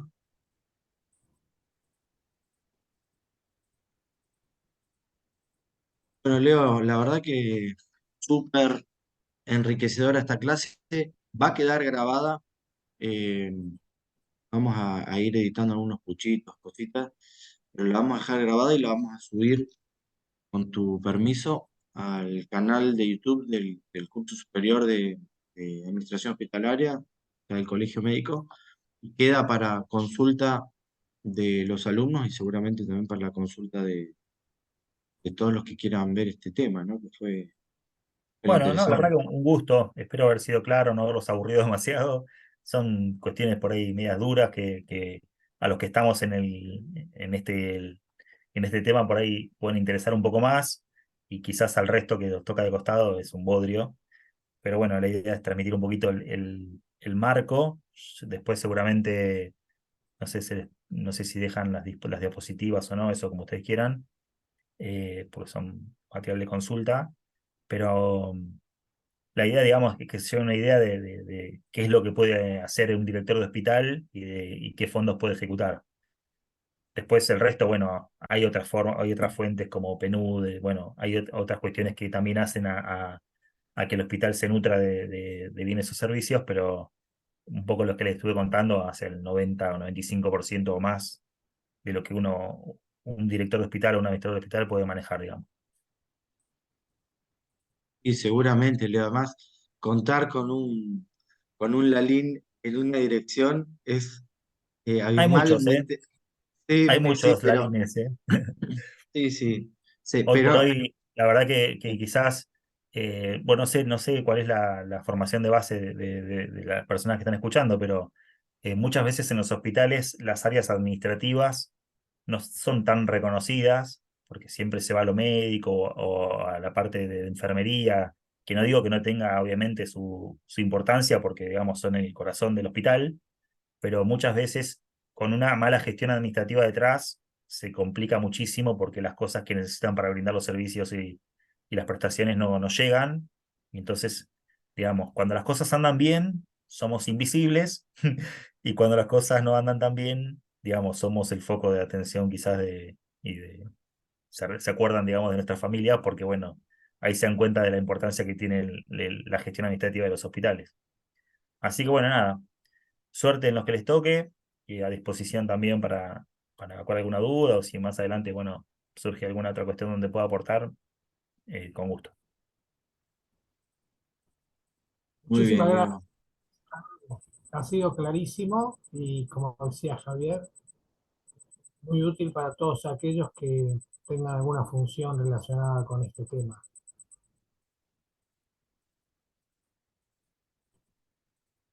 Bueno, Leo, mil Bueno, gracias.